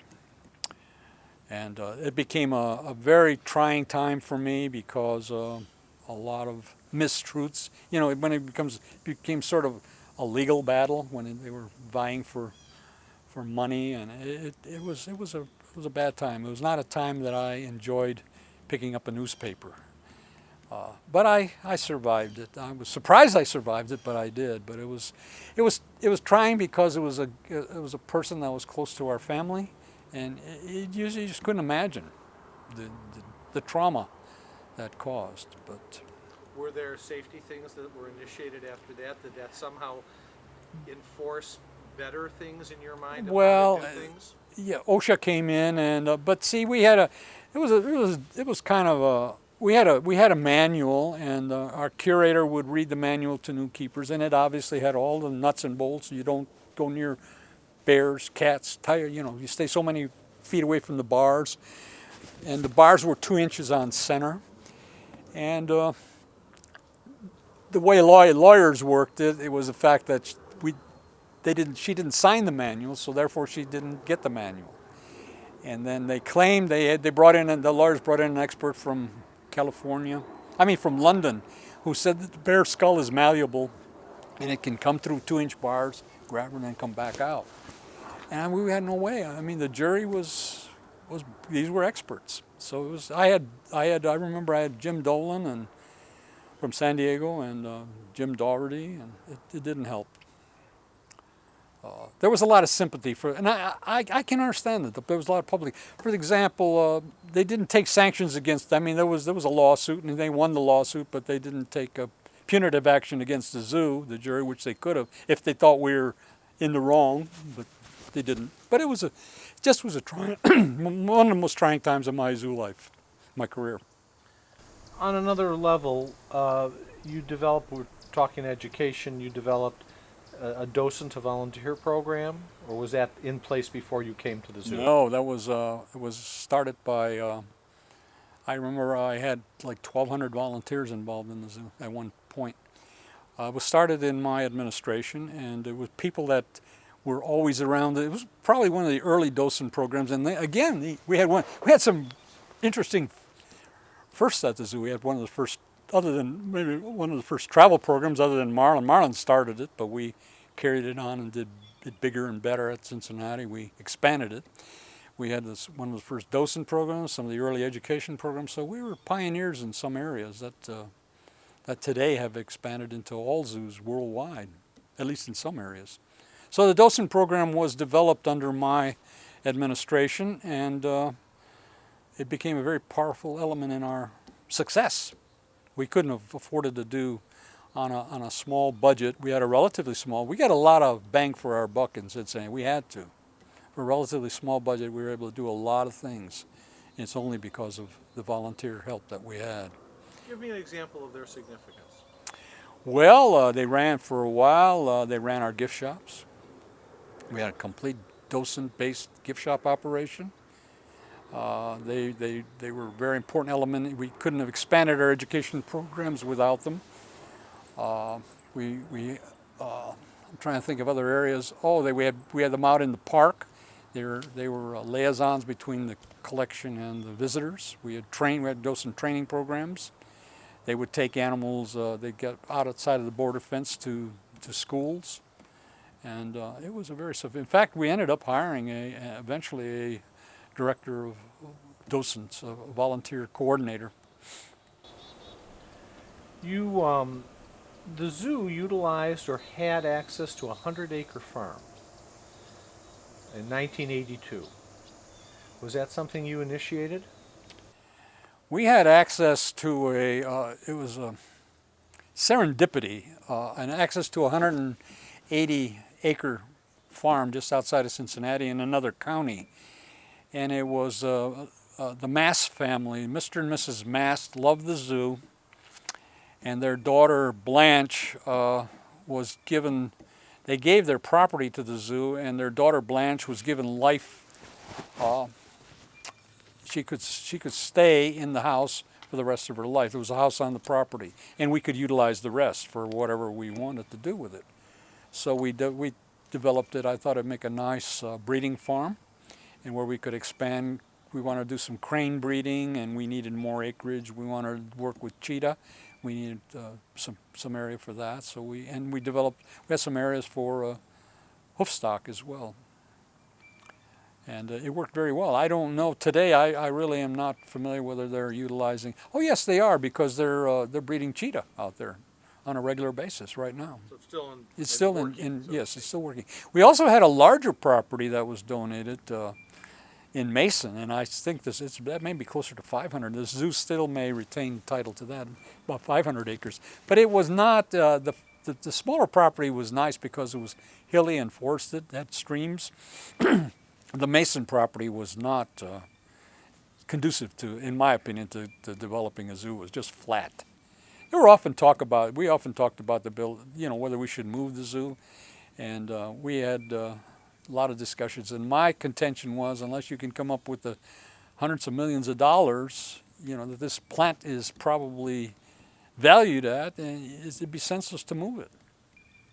You had talked a little earlier about the Food and Home Show. And Yeah. it's kind of its evolution and so forth. There was also a summer opera at the zoo. The question about, did it help attendance, and in the way the zoo changed, why weren't these events appropriate? We had a lot, as I explained in some conversations earlier, we had a lot of events at the zoo that were non-zoo related, and we often used, or the earlier boards, even before my time, used to build attendance. And unfortunately, early on, often at the expense of the collection, because the collection was pushed on up. For example, the Food and Home Show would take all the energies of the board of directors. The whole year they would expend for that 2 weeks, and everything else kind of fell apart around them.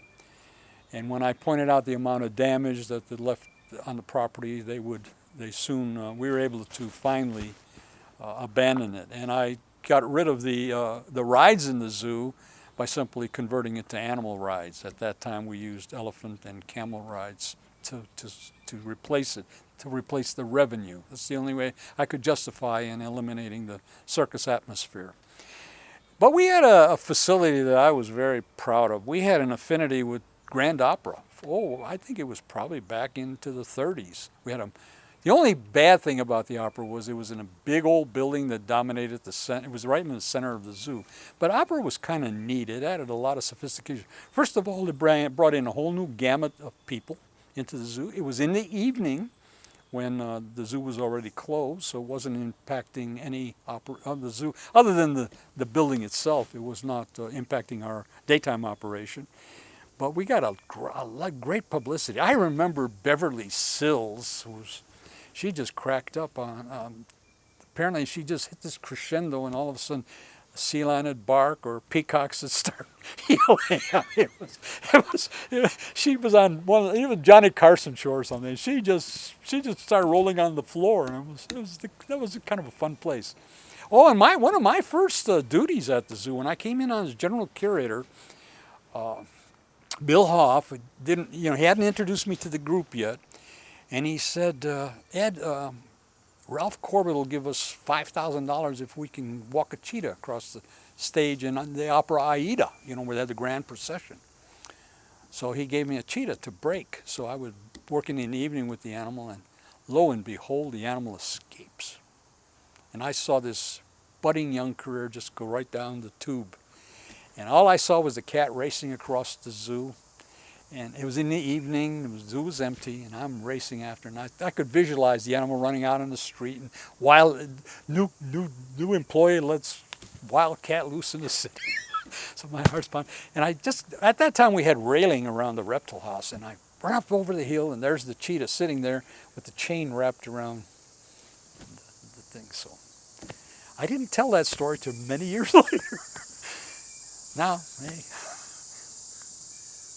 But the opera was a grand thing for the zoo, and the only reason we lost the opera, Ralph Corbett, who was a benefactor of the opera, provided the money to redo Music Hall, and that's when I really began our rebuilding program, because we could get rid of this it was a hideous structure. I would have liked to have even seen the opera company build a new building on the periphery of the zoo, because it brought in a sophisticated group of people that often became benefactors. They'd leave us in their will, and so it was a good thing. That was an extracurricular activity that proved to be a solid activity for the zoo. Very unusual for them. Very unusual. And we had world acclaim. In 1999, you hosted the 7th World Conference on Breeding Endangered Species. Did it meet your expectations?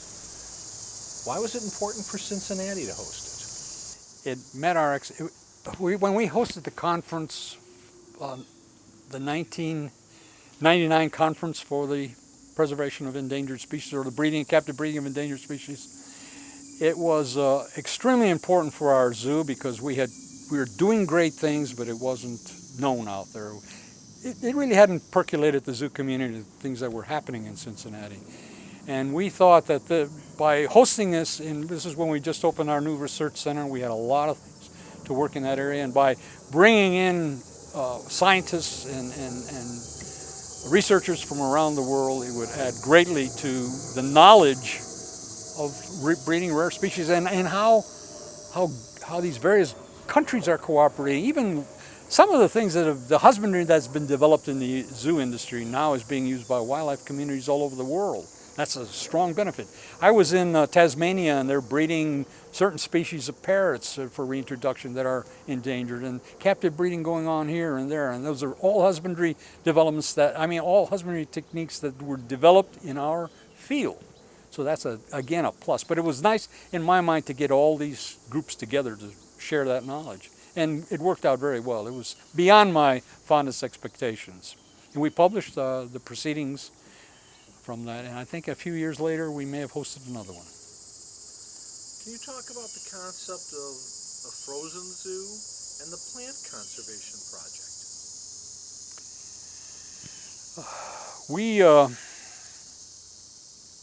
Dr. Dresser, one of the areas that she began to develop interest was what Kurt Maruska was doing in San Diego. It really started in San Diego, the idea of the frozen zoo.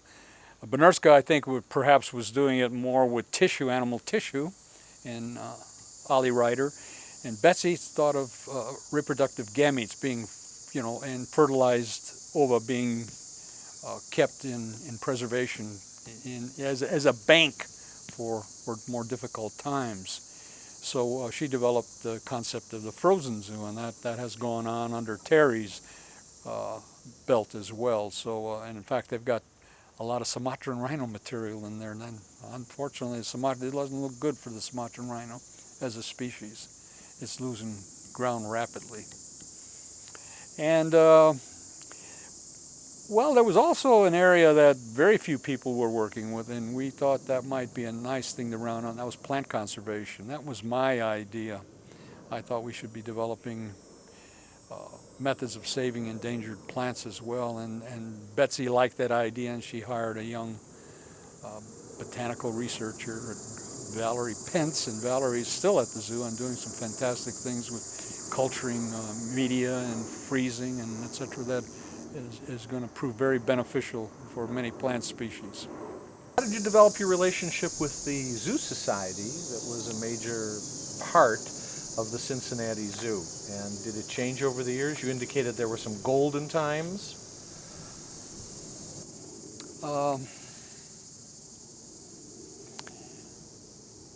We always had a zoological society. And we received, as I stated, we received probably very little, and some years nothing, and other times very little from the city. And working for a society it presents its own challenges, because a society that totally has the governing authority over the place you work, there's no checks, no balances. So there were times when there was some difficulties with board members, infringements on the way we managed the zoo in terms of bidding processes and things like that we had to contend with and eventually work through. When Mr. Gale came on board, of course, all of that changed, and he got the society operating at maximum efficiency and cleaned up all the problems that we were facing in the past. So from there on, it worked very. The society it's a wonderful. In fact, people clamor to get on that board. It's well respected. It's a high-profile board in the city, and they have fiduciary responsibility, and they really keep your feet to the fire. I mean, the director has got to produce and keep on target with a budget. Produce the revenue and keep on target in the budgeting process. After a few years, did the glamour wear off, or was the glamour still there of being the zoo director? After a few years, the glamour, there were some years that the glamour, a zoo director has to be jack of all trades to be master of one. You have your hat in many different arenas, at least in our zoo, because of the society, the original society, and then later on, once the county moved in, it created a lot of other problems. We had a different kind of bookkeeping. I could travel, in the early days, I could travel with my wife. When the county took over, that was a no-no. In fact, there were lots of difficulties that you had to balance out, but eventually these things worked through. I think the job was always had an element of glamour, though. It's a passion. It's a way of life. It's in your blood. It's been in my blood. My father had interest in animals. My uncle in Europe, in Czechoslovakia, kept birds. So maybe it's something in the blood. I don't know, but it seemed like an inherited passion, because I've always known what I wanted to be from a little guy on. Sometimes I went about it getting there the wrong way, but eventually I got there. So it was a rewarding profession. I enjoyed every bit, even the bad days. There was never a day, I can't remember a day in my life that I woke up and didn't want to go to work. And that says a lot. There are a lot of people that drag themselves out of bed every day and force themselves to their employment, and I'd never had that. The labor of love. There was a Maine, the AA, American Zoo Association. Were you part of that evolution when it broke away? Yes. Can you tell me something about that? Well, were people in favor of it, not in favor of it? There were, like whenever there's a major change in an organization, when we were part of the American Zoos and Parks, we were part of a larger organization. We were a small element, and obviously there were a lot of people in our business. I was a youngster at that time coming into the business, but some of the older guys were definitely not interested in being a part of a grander thing, and thought we were significant enough that we should have our own organization. In other words, there were so many things about zoo work that were different than parks, that had different requirements than just being plunked in as a park. So eventually there was a breakaway. Not all were in favor of it. I remember there were a number of some of the older directors that were actually frightened of the idea of us going off on our own. But we had what they called at that time the Young Turks, and they were the rebels. Were you a young Turk? Well, I don't think I had that much to contribute. I just was coming into the business at that time, so I was rather young. A young Turk, yes, but a very, very young one. Learning. Did you have a role in AZPA? When I was a member of AZPA, I did not participate. Later on in the AZA, I was elected to the board of directors and eventually served as president in 78, 79 as president of the organization. What were the strengths and weaknesses of AZA? Well, on a personal note, I think one of the strengths of AZA is the fact that you're collecting together a group of like individuals, and you're sharing information, you're sharing problem solving, you're sharing legislative elements that need a larger voice in order to be effective. Some of the weaknesses of AZA, I think there's a tendency by at least some members, they want to run the zoo business, and they're really, they want to take the management aspects away from the people that are hired.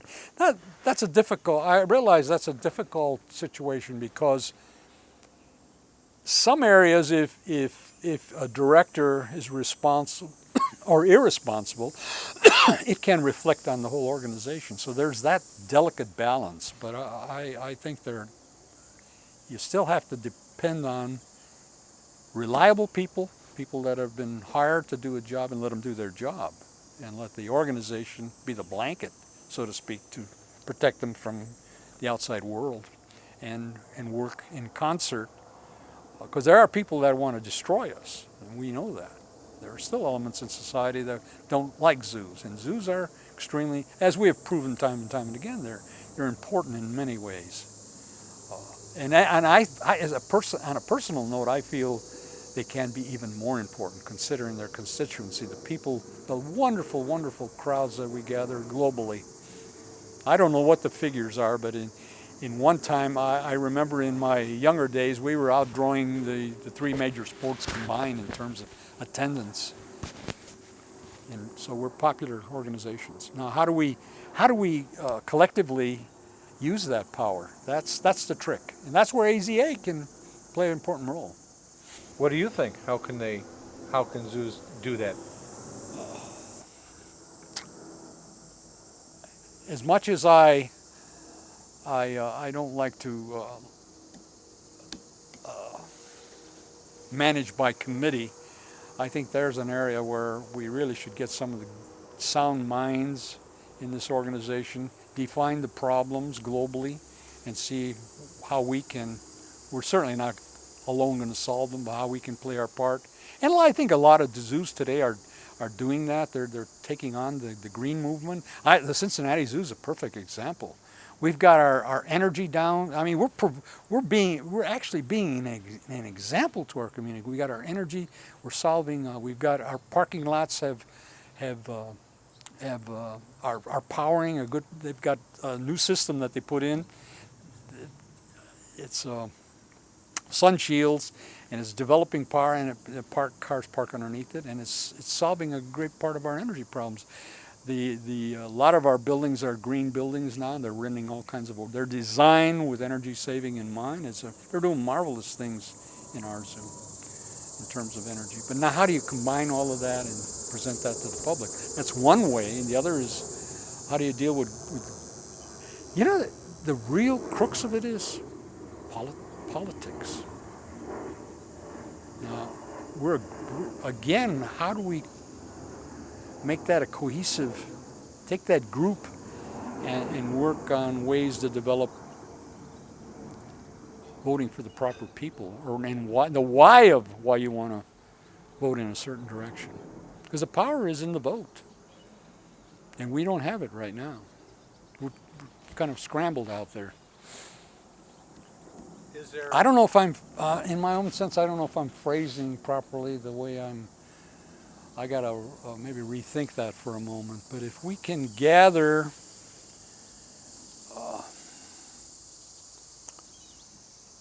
and a cohesive visitor group. No, I'm not. I have to think about that a little. I'll come back to that. We're talking about people and getting them collectively involved. It appears to me that if the solutions to some of the major issues, global issues like, excuse me, like climate change, are political, it seems to me that somehow zoological parks worldwide have to figure out how to rally their interested visitors in affecting change. And in order to affect change, sometimes you have to put your feet in the fire. Well, speaking about putting your feet in the fire, what skill set, which you kind of came in with a little, or qualities does a zoo director need today as compared to when you started? Well, when I started in the zoo profession, certainly it was an advantage to have passion for my chosen profession. But today I think it's obviously in a more complex world. It requires perhaps a little more. When you consider that communities, municipalities are facing problems in terms of budgetary issues, many zoos are on the bottom end of that when it comes out to issuing taxation money. And even boards today have fiduciary responsibility, which they did not have when I came into the business. So a zoo director today has to be more attuned to business, he has to have more business acumen, and he also has to be a good fundraiser, because this is where it's all at. In saying that, should a zoo director, the age-old question, should a zoo director be an animal man with a good business person behind him, or should he be a good business person with a good animal person behind him? Well, when I look at the zoo profession as a whole, and I look around, at least in my era, the major outstanding zoos were led by animal men. People that understood. It's likened to me if you were to take all your finances, the money that you had, and you were to invest it in a bank, and you found out that that banker knew nothing about finance. Would you put your money there? Well, here you're investing, you're putting a invaluable, a priceless collection of animals to a person that knows nothing about them. So my opinion is that you have a good animal man at the top and you have a good support system. This is what boards are for. A board of directors or city officials should provide that layer of support. We had it in Los Angeles. I had to deal with animal problems, and that's all. I had a wonderful support staff that dealt with budget and all budgetary matters and all aspects of the city operation. And that was the best combination. There are different size zoos. Cincinnati was a big player. There are medium zoos, small zoos. How can small or medium zoos, we talked about involvement, get involved in wildlife conservation today, either nationally or internationally? How can they play their role? Well, I think a smaller zoo, obviously the area they have to be very careful that they don't use taxation or tax dollars or part of their city budget, but they can rally their community. They can get an interesting project or develop an interesting project and go out to the community and sell it. And I think that's the best way. Sell it to donors, potential donors, that are probably people that would not normally even support the zoo. Considering financial resources that are available to these small or medium-sized zoos, what should be the focus of their collection? Should it be regional, Western Hemisphere? Should it be endangered species, non-endangered species? Should they have a collection focus, or does it matter? I think a smaller zoo, if a smaller zoo is to focus its collection, it depends on geography. I think if a small zoo is located in a say, ecological zone that's quite interesting, like Arizona Sonora Desert, they could focus on that aspect of their collection, wrap their collection around that ecological area. But if a small zoo is in an urban setting, I think it's best if they try to sell a diverse collection and show the wonderful animals that are found globally that they can afford to maintain. I always wanted to see a specialization. I always wanted to see a zoo like Cheyenne Mountain. If they would have specialized just in Montana animals from around the world, mountain animals found around the world, that could have been a worldwide, well-known worldwide facility. I could just imagine that being fantastic because they had the beautiful setting for that. Instead, they chose giraffes. What kind of criteria would you recommend to small, again, and medium-sized zoos when thinking about future exhibits or conservation type exhibits? Well, if you take a small zoo, again, it depends on the geography in some sense, because one can play off the other. If a zoo is found in a threatened ecological zone, it could put a lot of its emphasis in that threatened ecological zone and work to rebuild it. I've seen that happen in communities. Or you could take a situation where, again, it's rallying your community, getting some support from the community, and develop along those lines.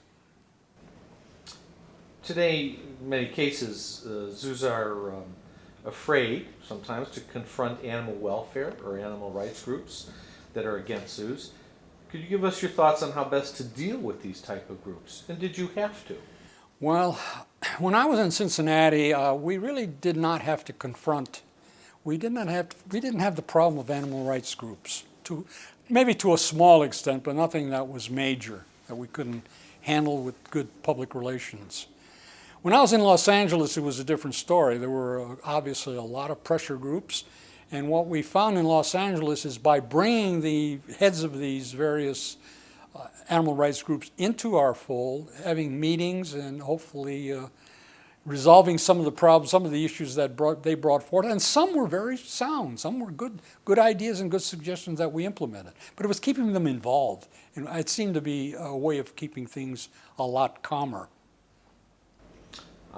Sometimes we hear from zoo directors that there are too few good curators out there. Do you think that's a problem, or how should curators be trained today with what is expected of them? Well, my observation of present-day curators, at least in a number of institutions, is that they spend too much time behind a computer and not enough time in the zoo itself. You cannot operate a zoo, nor can you manage a zoo without being involved in the grounds and face-to-face with curators and with the keepers. So it's going to be a difficult thing, and I think the best training it has to be accomplished by the management staff, and bringing your people in and letting them know what's expected of them. In my situation, as I stated earlier, I had worked out a system that they had to get out in the field, they had to get out on the campus and visit various buildings, and then I knew what was going on and they knew what was going on. But too many times I've seen it in too many zoos where the curator rarely goes out on the grounds. He's behind a computer, and I don't think that's the way to operate a railroad or a zoo. Or a zoo. What changes have you seen during your years in the zoo field regarding visitor attitudes and administration at the national level? When I started in the zoo business, at least in Cincinnati, in Lincoln Park, we had a good visitation. We were a free zoo, municipal zoo, so we didn't have many of the problems that I faced when I came to Cincinnati. In Cincinnati, we had a situation where we had the attitude for the public attitude was very poor. The zoo had a fairly bad reputation. It was a kind of a smelly place, and it was dirty, not clean, and eventually that began to hurt the zoo. Our attendance dropped off. We were vacillating from 550 to 750,000 people a year, and we really, if we kept up at that rate with the cost of inflation and everything else going on, we would certainly win a lot poorer. So, but I've seen with good public relations, and we got people out in the field. We started bringing experts in to kind of look over how we could better bring the public's awareness of our institution through marketing and advertising, and also good public relations, and eventually by developing the volunteer programs. We got volunteers going out into the community, bringing more people in, and we eventually turned that around. And today the Cincinnati Zoo is thought of very highly by its community.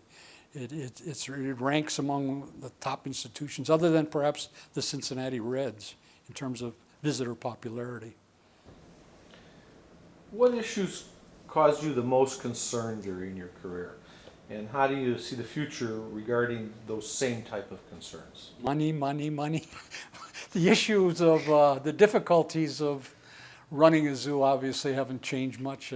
Dollars are really, you got to really, you're competing in many ways with other nonprofit institutions for the recreational dollar.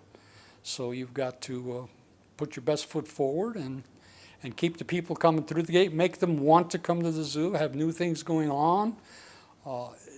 That's why it's great to develop new exhibits periodically to keep those. But primarily financial problems were the persistent problems. If you have enough finances, you can usually tackle anything. Sound financial base. What issues would you like to see zoos in general address in the future? I think I probably have spoken to issues that I'd like to see zoos address in the future. And I think if we don't address those aspects of environmental change and dealing with issues like population, we're going to lose everything, or a good portion of what we have. Good example is that Russia today. I just recently heard on the news, Russia has holds the largest of Arctic coastline, hundreds of thousands of miles, and now they're going to open that to drilling and oil. And these are issues that they're going to impact all of us, and we impact us, particularly us that are in the wildlife business or trade. And we're close to those issues, so therefore we got to go beyond our boundary fence. We got to get away from just the 60 acres or 300 acres and get out there and really work in the community globally to see how we can address these major problems, by example, if nothing else. Did you realize community support was important to the Cincinnati Zoo and other zoos, or did this start to take shape where you realized you had to have that support, and how important was it to Cincinnati?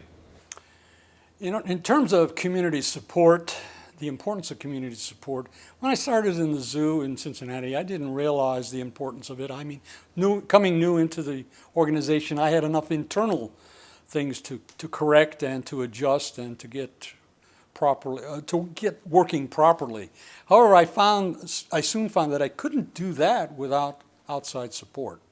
I needed to gain greater community support in order to accomplish, because everything again took financial, and it took financial means to accomplish. Plus, by bringing in people into the community, from the community, they in turn go out and spread more. When you bring in one volunteer, she's obviously talking to her neighbors, and that all has a way of expanding the interest in the zoo. Do you think a zoo or an aquarium in any way can build insulation against these external political issues, or not? No, it shouldn't. Absolutely not. You should face the community. If you're doing wrong, the zoo should know about it, and the community will let you know. No, I don't think we should isolate ourselves. I think having that checks and balances is perfect. If you're not performing your duties properly, the community will let you know. You had to deal with a lot of elected officials or municipal people. What's the most effective way to develop and manage a zoo today dealing with these kind of entities? I think Edward Wilson said it best when they asked Ed Wilson at a lecture at the Cincinnati Zoo how we can deal with environmental problems. And his answer was educate, educate, educate. And I think that's what you have to do with politicians. You have to bring politicians into your fold, bring them into the institution, show them the problems of the institution, invite them over for lunch, invite them to zoo events. Not all of them will come, but occasionally you'll get a person, and then once you've got that friend, then he can make open doors and help. We've done that, both in Los Angeles and Cincinnati. Give me an example of how that rings to your mind of how you did it. Well, we have a three-man city council, and we had one councilman that I was able to bring into the zoo, and he helped us obviously when we were having problems with other councilmen, when they didn't want the zoo to receive any tax dollars. He was able to explain to them why the zoo needed it, how much they contributed to the community, viably, economically. And again, in Los Angeles, we have the same thing. We had high city officials that were very good friends of the zoo. I remember Ron Deaton was very high in the city administration. He was a tremendous friend of the zoo and came out to the zoo often. I would take him on tours. He would bring guests to the zoo, and that was building a rapport with the political system, and it helped. And when we needed him and had to go to him with a certain problem, we had somebody to go to. So I would strongly advocate that they get obviously go out to the politicians and find at least somebody that's interested in what you're doing, and he will helpfully bring that issue to other politicians as well. What would you say can be done to make the visitor connection programs with things more meaningful for the visitors? In the Cincinnati Zoo, and also I found this true in Los Angeles as well. The Cincinnati Zoo have some marvelous programs that are community programs that bring people into the zoo for various different events. I mean, we have a speakers program, we have educational programs, we have senior education. There's something going on in the evenings and off hours at all times at the zoo, and particularly on weekends. We bring youngsters in. We train people to take animals out. I know there are some zoos that don't believe in that, but I'm a strong advocate of bringing animals into the community. These animals are obviously ambassadors for their species, for their kind, and they do help. Bring the proximity, bringing an animal close to a person. You win that person over. You win that person over very quickly. I've even done that with reptiles, where people were horrified of snakes, and eventually, when you ease them into it and you let them eventually get them to hold or touch a snake, it turns them around, and that's the way you develop a strong interest in the animals, and obviously that's what we're all about. It helps develop a strong interest. And there are anti-zoo groups. Are zoos doing a good enough job to educate people, to boost the image of zoos against sometimes what is an anti-zoo agenda? Can they do more? There are issues with the anti-zoo groups that I don't think you will ever pacify or get people to agree with you on. I mean, they're just dead set. There are certain hardcore groups that you're going to have a difficult time turning around. But I think we in the zoo field have done a marvelous job in the past decade in educating our constituents and taking that back into and demonstrating to these hardcore groups and some of these anti-groups that we are an important part of the community and we are doing a good job, and they can help us do a better job. And I think that has been the whole turnaround. Let them help us do a better job. And that has turned some around. Guidebooks. I know that you've been instrumental in writing some. Guidebooks for zoos seem to be a thing of the past. Your opinion on their importance in today's zoo world, if anything? Well, I've been a strong proponent of material going out of the zoo, written material going out of the zoo. I think it keeps the zoo's name in the community. I think when I'm a strong advocate of guidebooks. I think if a person buys a guidebook, he takes that home, and that's always a presence. If it's on the coffee table, it's Cincinnati Zoo. Anything you can do to get that zoo name out into the community and keep it out there as a reminder of, hey, this is a good place to come back to. But the problem, I think, is, again, it's a matter of financing. I think guidebooks are expensive. And is the public, I've been away from the business for a while, and I'm curious as to whether the public is willing to pay for guidebooks and pay for the printing costs have gone up. I don't know. It would be difficult for me to evaluate a question like that or a subject like that. Any advice for the neophyte zoo director about the importance of marketing zoos? What's the most important aspect of marketing? Well, in marketing a zoo, we were one of the first zoological parks to develop a marketing program. And our first full-time marketing director is Ted Beatty, who was the director now the director of the Shed Aquarium. And the reason for that is when we began to evaluate we were having difficulties with attendance, and we would put out PSAs, public service announcements, and then we'd watch for their appearance, and they would have come out at maybe 3 o'clock in the morning, 2:30. We did not have control over placement. And with marketing, we felt we would develop, one thing, we would develop control. We could place a billboard where we wanted it, not where it was donated out into sometimes we would get billboards donated and they'd wind up out in cornfields somewhere out in the boonies. Didn't do us much good, but we had control of placement and we had control of timing. And marketing turned everything around for us. Good marketing and in terms of promoting new births, in terms of promoting special events, is invaluable. If there was an opportunity to form a consortium with a few selected zoos to work with the country to rescue a species and begin in situ breeding programs, what would you do differently from what was done to try and save the Sumatran rhino? If there was an opportunity to work with a consortium to save a highly endangered species, I would try to be involved with some of the major zoos simply because they had the resources, obviously, to help in a large project. And in a large project like the Sumatran rhino, it was going to take a pretty good source of funding. I would, I think I would, if this were to be done over again, I would want to see some structure of leadership in that consortium.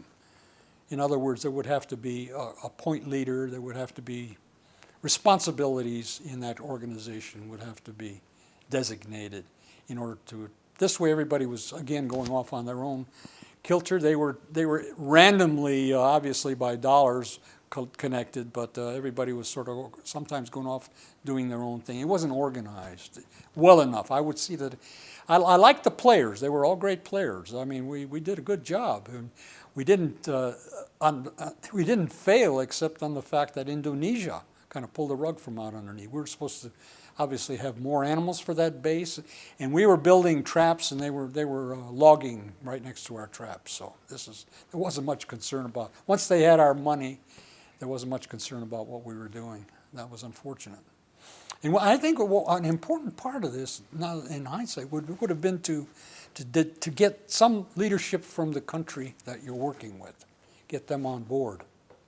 Now, whether that's a paid position or somebody that's comfortable in moving through government, that's where we've had a lot of roadblocks. Kids and teenagers, different audience. Even kids going into science. How can zoos improve their connection with this market to make zoos more relevant?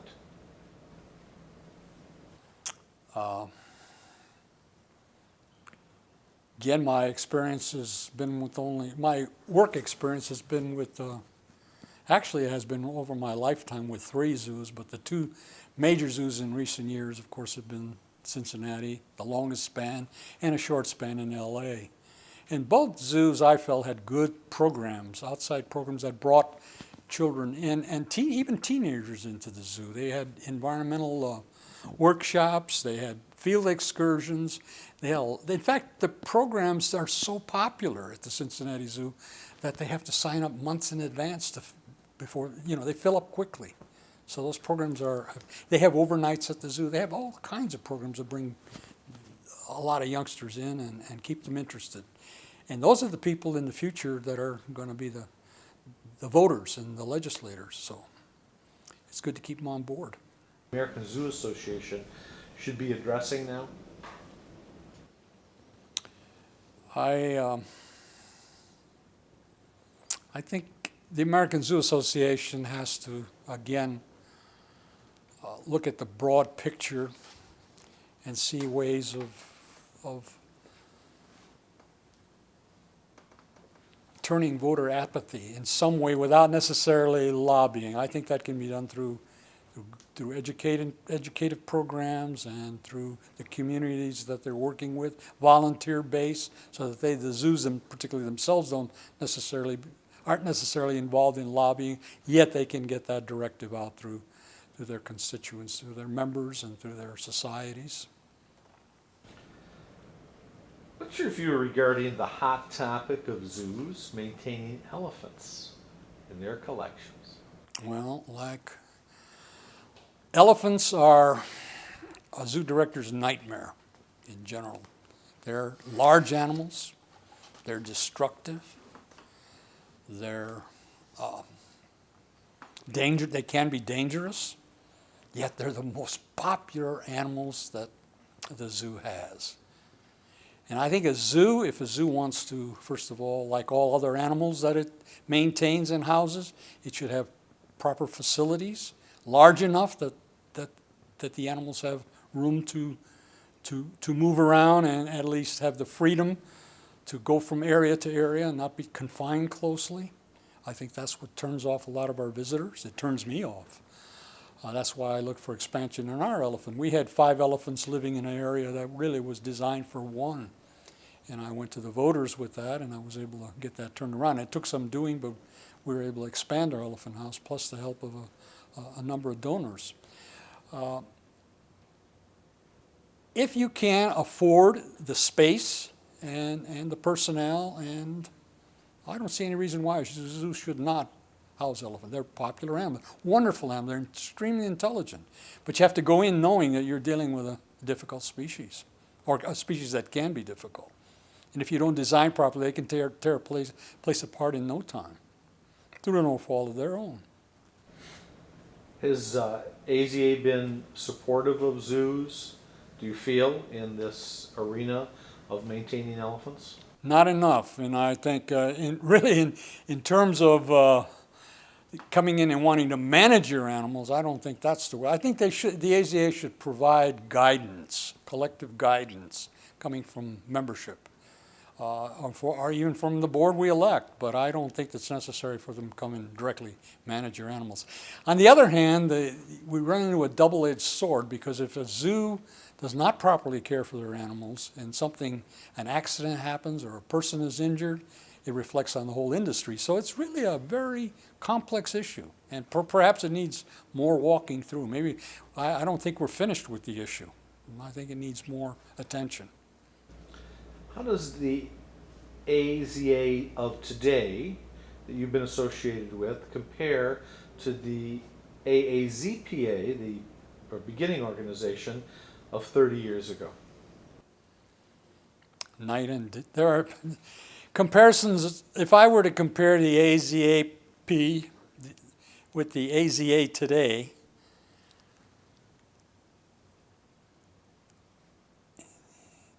it would be a night and day issue. The early years when we were associated with parks, we would come into meetings. We were a small group of directors and a few curators, not very many curators, and we would discuss issues of zoo issues, common issues, and it was a lot of camaraderie, and it was not a very effective organization, actually. It accomplished very little other than amongst ourselves. The AZA today is a very complex organization made up of many components that are necessary for a modern zoo to operate. Modern zoos have evolved to keep up with the paces of society, and the AZA has had to change according to meet those needs. Is it there yet? Are we all happy with it? I don't know if all members will ever be happy with it, but that's part of the process. That's what executes change. Do you continue, or to what extent do you continue to be active in the zoo field or in the conservation field?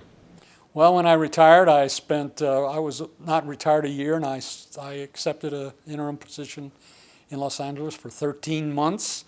That led to a interesting situation where we began to, I was approached by La Sierra University to do some work in consulting on a possible museum of natural history that we're going to develop in Palm Springs. It was going to be an additional institution away from the campus, and they brought me on board for. Now I was involved with that for 5 years. I've also been doing some work. We've been doing some work in Chile. My son-in-law is the director of collections at the zoo, and he's been working with rockhopper penguins and working on an island reserve right off of Punta Arenas. It's called Isla Nawar. It's not a protected zone, and yet it's a very big nesting zone for rockhopper and Magellanic penguins. So he's trying to develop some rapport with the government. So I've been involved, and we've been doing population counts, and I've been involved going down to Chile. And I've done a lot of work in the Arctic. We've been working with alcids, and we've had scientists from Fairbanks that we've been working with, doing all kinds of studies and trapping birds. So I've been involved in Alaska for a number of years. It's only really the last couple of years that I can actually say I feel retired, because I'm doing a little more gardening work and staying around, taking the family around. But it's been a busy retirement period. Do you still have your interest in amphibians? Yes, I have an interest. I haven't been doing much work with them. I'd like to get more, now that I've got a little more time, I'd like to get more involved in amphibian conservation, and I may see Dr. Rabb and see if there's a place for me. If you could go back in time, what, if anything, would you have done differently? Are there programs, exhibits that you would have implemented during your tenure that just didn't happen? Well, when I retired, there were a few projects on the drawing board that I never few dreams that did not materialize. One major facility that I really wanted to build before I left, or be involved in the building, was a new reptile amphibian complex. You know, my experience at the zoo, if I closed the building down, it could be the gorillas, it could be apes, it could have been the birdhouse, every building. I never received many complaints from the public. But if I closed the reptile house, I actually had many people, not just a few people, come in and demand their money back for that day. They did not see the zoo. So reptiles are important, and they're an important zoo exhibit. And yet our facility, we've got them in one of the oldest buildings in the park. We've remodeled it. It's adequate. I mean, it's clean, and it's sufficient to keep good health in the animals, but it isn't what it could be. I envisioned a much fancier building along the lines of the insect building. And another proud accomplishment I had that I did get off the drawing board was Manatee Springs, the manatee exhibit, which is a good ecological exhibit. It's designed all around the state of Florida. In fact, I think Florida should have put some funding in, because we're the gateway to Florida, and if people stop there, they're going to continue to go. But Manatee Springs was a rewarding exhibit too. Does that work with manatee conservation? Or Yes. Thought back and forth? Excellent. Now, manatees, obviously, Cincinnati Zoo is only one of 2 zoos outside of Florida that are allowed to keep manatee. And we're really a holding area. We're a reservoir. If animals are injured, we bring them back to health, and then they're taken back to the wild. We had 2 animals that I thought would never leave, and they eventually did. One was captive born, and the other was taken at a very young age. But they were conditioned eventually and returned to the wild. And I was very surprised, and they're still, as far as I'm aware, they're still doing well. But it's a wonderful system, because we had our visuals and our supportive exhibits are designed so that people can kind of follow the routine of the manatees in the wild. They're actually a day behind, a lag, so we don't want people to know exactly where they are. But they can follow the route of these released animals. It's a wonderful system. And the whole building is designed. It's got a few, it's again my love of museums, it's got a few museum elements that I think really add to the exhibit. Aside from the Cincinnati Zoo, are there other zoos in the world that you particularly admire, and why, and where are they? There are a few zoos in the world that I have, over the years, I've seen a lot of zoos that I've formed a particular attachment to. One, I think the Singapore Zoo is just a gem. It's got a wonderful climate, a wonderful collection, and beautiful grounds. And a good friend of mine who was responsible for a lot of the design, Bernard Harrison, she really deserves a lot of credit for turning that zoo around and bringing it to its present popularity. And a zoo man zoo, a good old animal collector like Ed Maruska likes, is the Berlin Zoo, because they have a diverse collection and they have a good breeding record. And I think a good zoo man has to have an appreciation for diversity. And if we lose any insect plant form, we're taking, as I think Ehrlichman said it once and said it best, if you're flying on a ship or an airplane and somebody takes a rivet out, you're not going to be concerned. But if Paul Ehrlich said that, but if you keep pulling rivets out of that, eventually that plane, you're not going to want to get on it. And we're doing the same thing by weakening the web of life. We keep eliminating animals, and that breaks down this and that breaks down that. And ultimately, we may be the ones to face extinction if we're not very, very careful. There doesn't seem to be the public will to change these things, and somehow we've got to be thinking politically, and I don't know how we do that without getting involved in areas that really shouldn't concern us, because we're public institutions, many of us, we depend on tax revenues, and getting political can be kind of, it has to be carefully done, but I think it can be done, because the only answers are political ones. What do you know about the profession that you've devoted so many years of your life? What do you know about it? If you could give me a capsule, what do you know about that profession? Well, being in the profession that I've spent the greater part of my life in has led me to research the history of the management of animals in captivity, how that has vastly changed from from menageries to institutions that from privately held menageries, which is where it all started. And these were turned back into the public, given back to the public in many cases. They became some of our early zoos, like Schönbrunn in Austria. And as these institutions developed, and after a while, a certain population in a city, it deserved to have a zoological park or a zoo, not even a zoological park. It seemed like it was a population of over a couple 100,000. Before you know it, they were thinking zoo or an animal exhibit. Some of them were single animal exhibits. And that evolved until, and later it became, we became more public institutions and citywide and countrywide.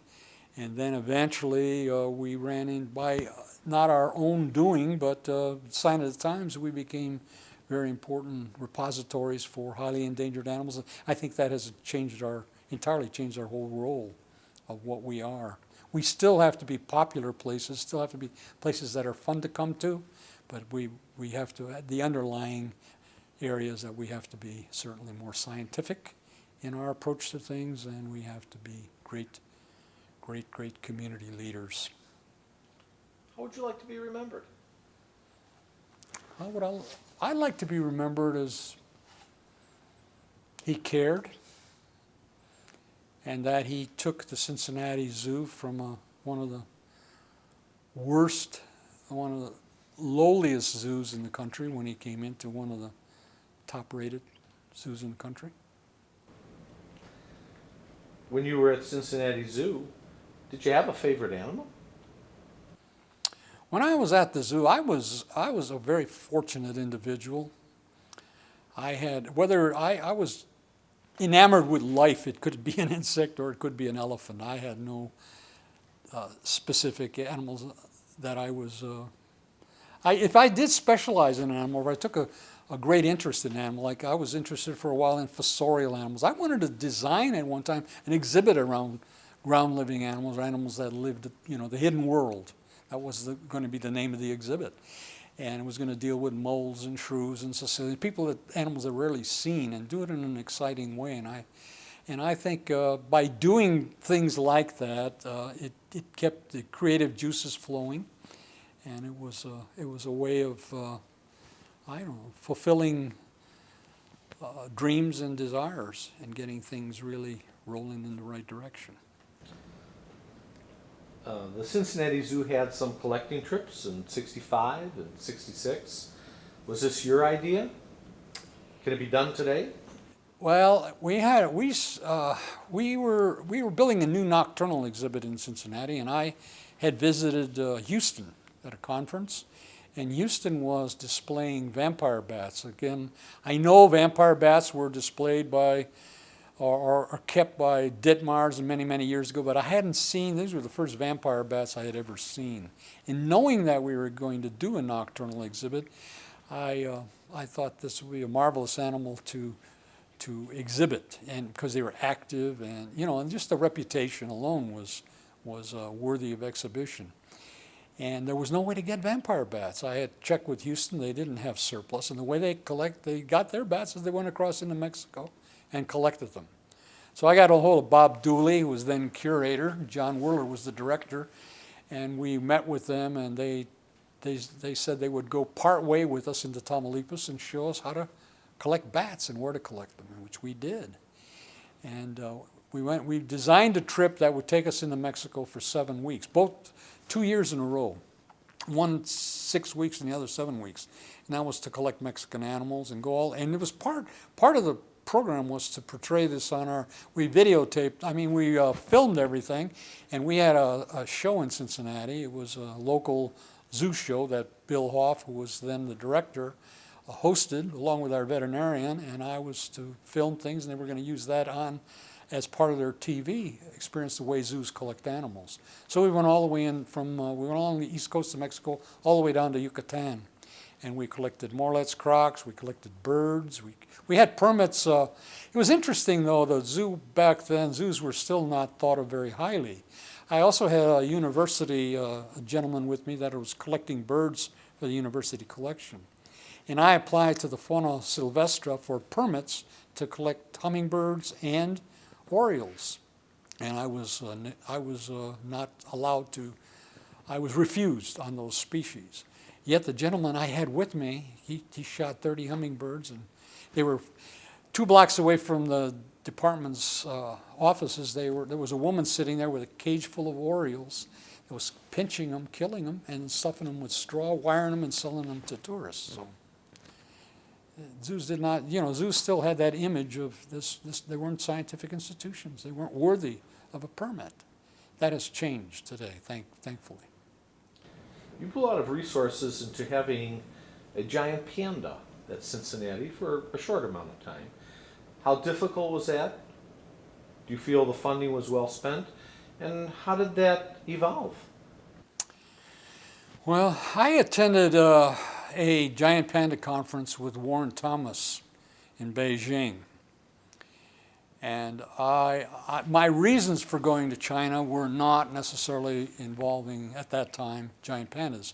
They were involving the lesser panda, the red panda. I was going to meet with officials to find out how we could acquire some of the Steinei race of the giant panda.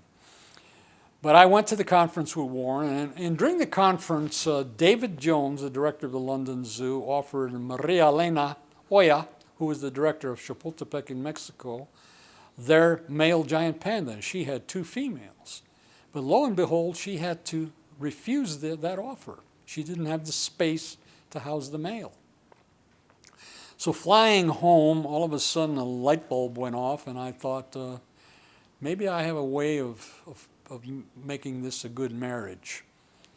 I got back home, I called David in London, and I said, David, what if when you're on your way to Mexico City with the giant panda, you stop in Cincinnati, and with the increased attendance, we raised the money to build a facility in Mexico City to house your male. Expand their facility so they can house your male. And he thought about it for a while, and then he puts a lot of checks and balances. He didn't want us going off and raising a bunch of money to build a new facility in our zoo. But we want to make sure those funds were designated. And we worked out a program. And we made that happen the following year. And the giant panda came in September, and we broke the bank. We did that year we did 1,400,000 people, and it was most of the attendance came from that September through December, the poor months of the year in reality in Cincinnati. And it turned out to be a win-win situation. We did build a facility.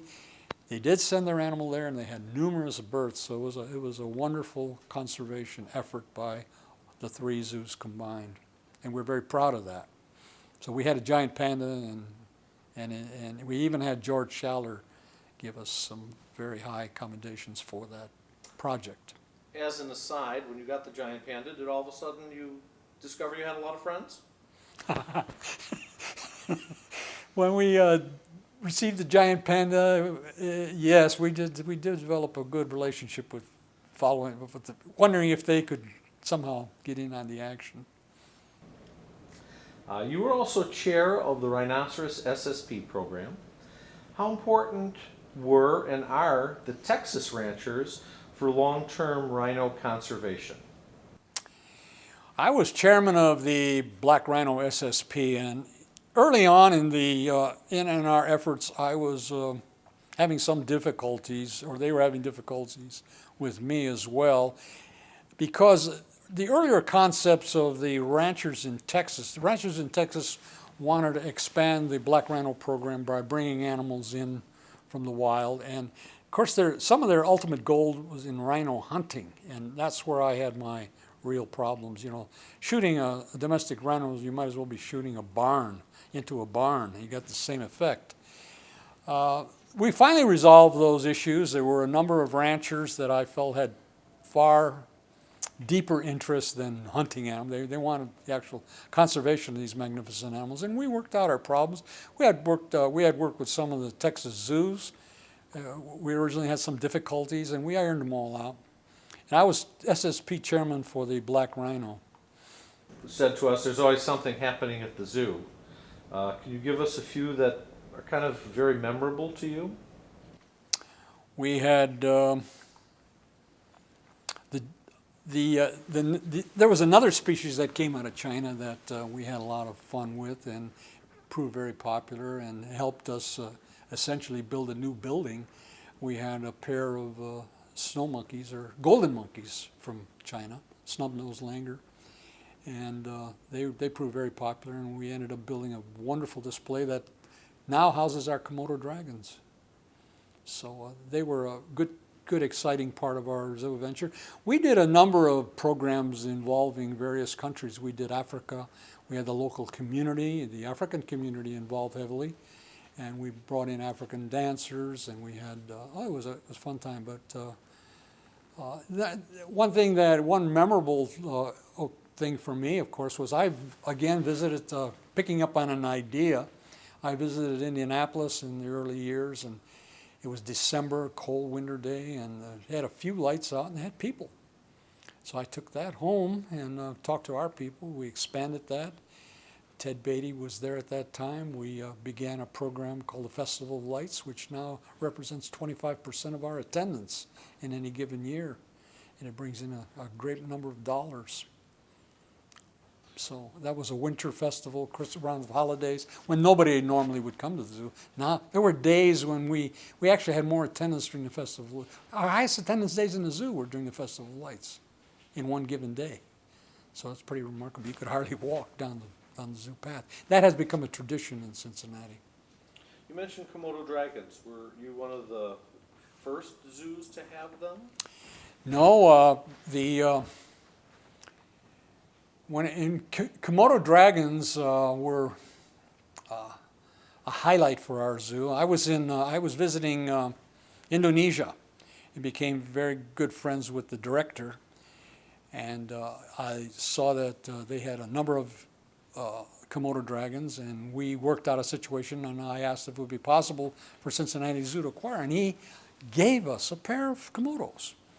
Well, coming home, and I went to apply for permits. I had all kinds of problems because there was a consortium that blocked my permits. It was headed up by John Baylor and Jim Murphy, and they claimed we didn't have enough experience in handling monitor lizards, and et cetera, et cetera. So I went another route, and through some board members, the animals were then gifted to then President Bush, and with the designation that they're to come to the Cincinnati Zoo. So that sort of circumvented that process. And later on, it gave me great pleasure when we bred the animals, and I was sent those individuals the front page of the Cincinnati News, and it says, apparently we know how to take care of them. And the first zoo, I guess National Zoo also had, and they were given as a presidential gift, as a state gift, and they bred them first, and we bred them the following year. The second brood was ours, so using their female and our male. Speaking about different type of animals, some in the zoo profession have criticized the reproduction and keeping of white tigers in general. Can you tell us the story of your white tigers and what they meant to the Cincinnati Zoo? We got this I think came from directly from Yulee Seal, or indirectly. He never approached me directly with this, but he approached Bill Conway, and Bill Conway came out and stated that white tigers were freaks, but Bill had a short memory because a few years before that he had a ricketic white tiger on display in his lion house, and he had a full purple banner going all the full length of the building, white tiger on display. So before we had a white tiger, so that was kind of dirty pool, I felt. I mean, it wasn't discussed with me, and when the history of our animals came through actually the National Zoo. We held two of their cats while they were remodeling, two heterozygous, two orange female and a orange male, Ramana and Kasari, and they had never bred. The National Zoo hadn't bred them. They tried, but they hadn't bred them. They were offspring of Mohan, apparently. Had some way back to the first white tiger that the National Zoo received during the Eisenhower administration. So we bred them in our zoo. They produced two white offspring. They were heterozygous and one orange, or two homozygous white and one hetero. And we thought that the National Zoo was going to give us an offspring, and they chose not to. They kept them. But they said we could take, they had another white tiger, we could take him on loan, and we brought him to John Cuneo, who ran a circus. He was ready to cross the border into Alabama. Oh, I'm getting ahead of myself. We knew that Cuneo had a white tiger, a male, and we decided that possibly we could get his male, bring him back, and breed. National Zoo allowed us to breed Kasari. So we caught Cuneo at the Alabama border. We talked him into allowing us to take his male. He agreed with obviously getting a portion of the offspring. Brought him back, and we bred Kasari. And out of this breeding, we were to get a portion of the offspring, which we did. And that was the beginning of our white tiger line. Now, I know white tigers have been criticized, but white tigers have been reported in the wild very frequently. In fact, in Nepal, I think that at one time there was probably 16 animals in the wild. And these animals were shot off by the Maharajas. White tigers have occurred if you go through the history of Nepal and India, have occurred quite frequently in wild populations. And who knows if it isn't maybe a hidden reservoir. They were always larger than the normal tiger. May have been a hidden reservoir for some beneficial factor. But they were mutants certainly, but they did, and they had survivability because they probably learned to hunt at night. So color wasn't a problem. Color didn't ward off if they were probably hunting during the day, birds or monkeys would see them and warn, the hoofed animals they were preying upon. But in this case, they probably learned to hunt at night, so they did survive into adulthood. A number were shot as adults. So my point was, at least manage a small population. You can control it, but it's a part of what would you do if you had a highly endangered pair of animals and had a white offspring in your Bengal line? Would you euthanize it? The zoos keep black jaguar. They keep the Bronx Zoo was full of albino snakes. I mean, why is a tiger any different? We just got singled out because they thought we were taking up space, and instead of doing what they should have done from the very beginning, control them as a population, they didn't, and they have now got into private hands and they've exploded. They're all over the place. So what did they mean to your zoo? They meant to our zoo, they meant bongo, they meant okapi, they meant Sumatran rhino. We were a zoo that had no money, and they were a good financial resource. And they were great to turn the turnstiles. We had some banner years, the first years when we exhibited white tigers, and we depended on, at that time with no city support, we depended on our gate to keep us open and to keep the ability to improve the zoo. Everything that we derived from them went back in either to the collection or the zoo itself. So, you've been called a collector of species. How did this affect the collection at the zoo during your tenure? Well, I've been referred to as a collector. I won't deny that. I appreciate diversity. I think that's the bottom line. I think anybody that even collects stamps appreciates the difference in particular thing. And I'm very keen in terms of looking at a well-balanced collection. But the collection we had wasn't a postage stamp collection. They were breeding animals. They were animals that in the majority have added to the SSP programs. It's just that we selected maybe some of the gems of the animal kingdom to display. But they bred well in our collection. What species, we've kind of talked about some things, but what species that you bred were you the proudest of? Was it Sumatran rhino or other things? I think my most happiest day I had in my life was when our gorillas bred. We had 2 gorillas born in a 9-day period. We had front page for 14 days in the Cincinnati newspapers. We had volunteers involved. It was a fantastic day for the community. I mean, it was just as an upbringing. It essentially built us a new gorilla display, ultimately, because we kept expanding to the point we didn't have any more room in our old building, and we had to expand. And that became a high priority to the board, and we got it done. And it worked up into one of the finer gorilla collections in the country. Sparked your interest in amphibians? It was my interest developed in amphibians the more I started. It started out with we were on a collecting trip to Central Ohio, and I brought out a couple plethodons, and one of the herps with me said you can't keep them alive. They don't live. Well, for a zoo man, there's the first challenge: make them live, or get them to live, or to get them to thrive. So I took them home. They were a couple species of plethodon. I don't remember specifically what. Maybe they were glutinosus, and then I was even a smaller species. I don't remember exactly. There's a number of smaller little brown things that occur there. So I took them and I kept them. And one was alive 25 years later. So I had established, and then the more I looked into zoos, there was very little being done. So I was ahead of my time because all of a sudden amphibians were on the front line. They were the animals, the group of animals that were being highly threatened. So that general interest started me into an intensive. I tried a number of species and worked out husbandry, and I even broke it down into sort of 3 areas that temperature zones. Amphibians I found were very sensitive and vulnerable to narrow ranges of temperatures that they could tolerate. That was one factor. So it worked out very well. And once I established all of that, then the interest waned. I was going to do one thing. I was going to do, and I'm sorry now.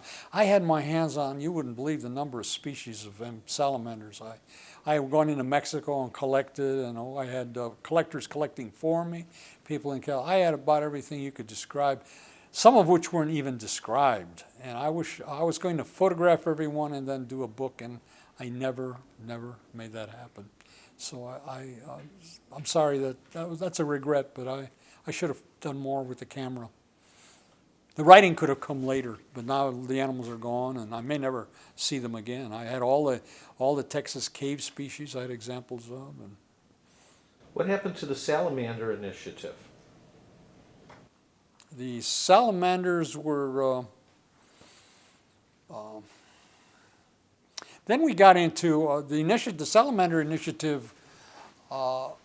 Came as a result of not many people being able to keep them. The challenge was there to develop husbandry protocols and get them going, and I accomplished that. Published a lot of information that I had, bred some very difficult species, and I was on the road to the giant salamander, and we had two tragedies happen. One, somebody was we had a salamander room. I got some Japanese giant salamanders from Hiroshima, from the aquarium, and I had a nice setup. I followed the director's advice in a captive breeding setup. It was quite elaborate. It was in the basement of our gorilla center, and somebody came along and was cleaning the floor and had a hot water hose and left it in the tank and killed 3 animals, and one of which was a male and 2 females. And then I had 1 male left. So we had a breeding. We took them through different temperature periods, like it occurs in the wild. We dropped the temperature, and then we gradually raised it. And we had them, I think, in good breeding condition. And the male had set up we set up a den for him, and he had guarded his den. And we had 2 females that were periodically showed interest in going there. Then I told our keeper to be very careful, and she went in to retrieve a dead goldfish with a net. And the male lunged out and bit the side of the net, and he was dead 50 hours later from septicemia, and he was the only male in the country at that time. So that shot my hopes of breeding giant. I was right on the verge. I think I could have done it. I still think I could do it if I had the proper animals. I mean, I could make it happen. I have the knowledge to make it happen, thanks to the Japanese. Little change of subject. What new ideas did you bring to get people to come to the Cincinnati Zoo? I How'd you get them in the door?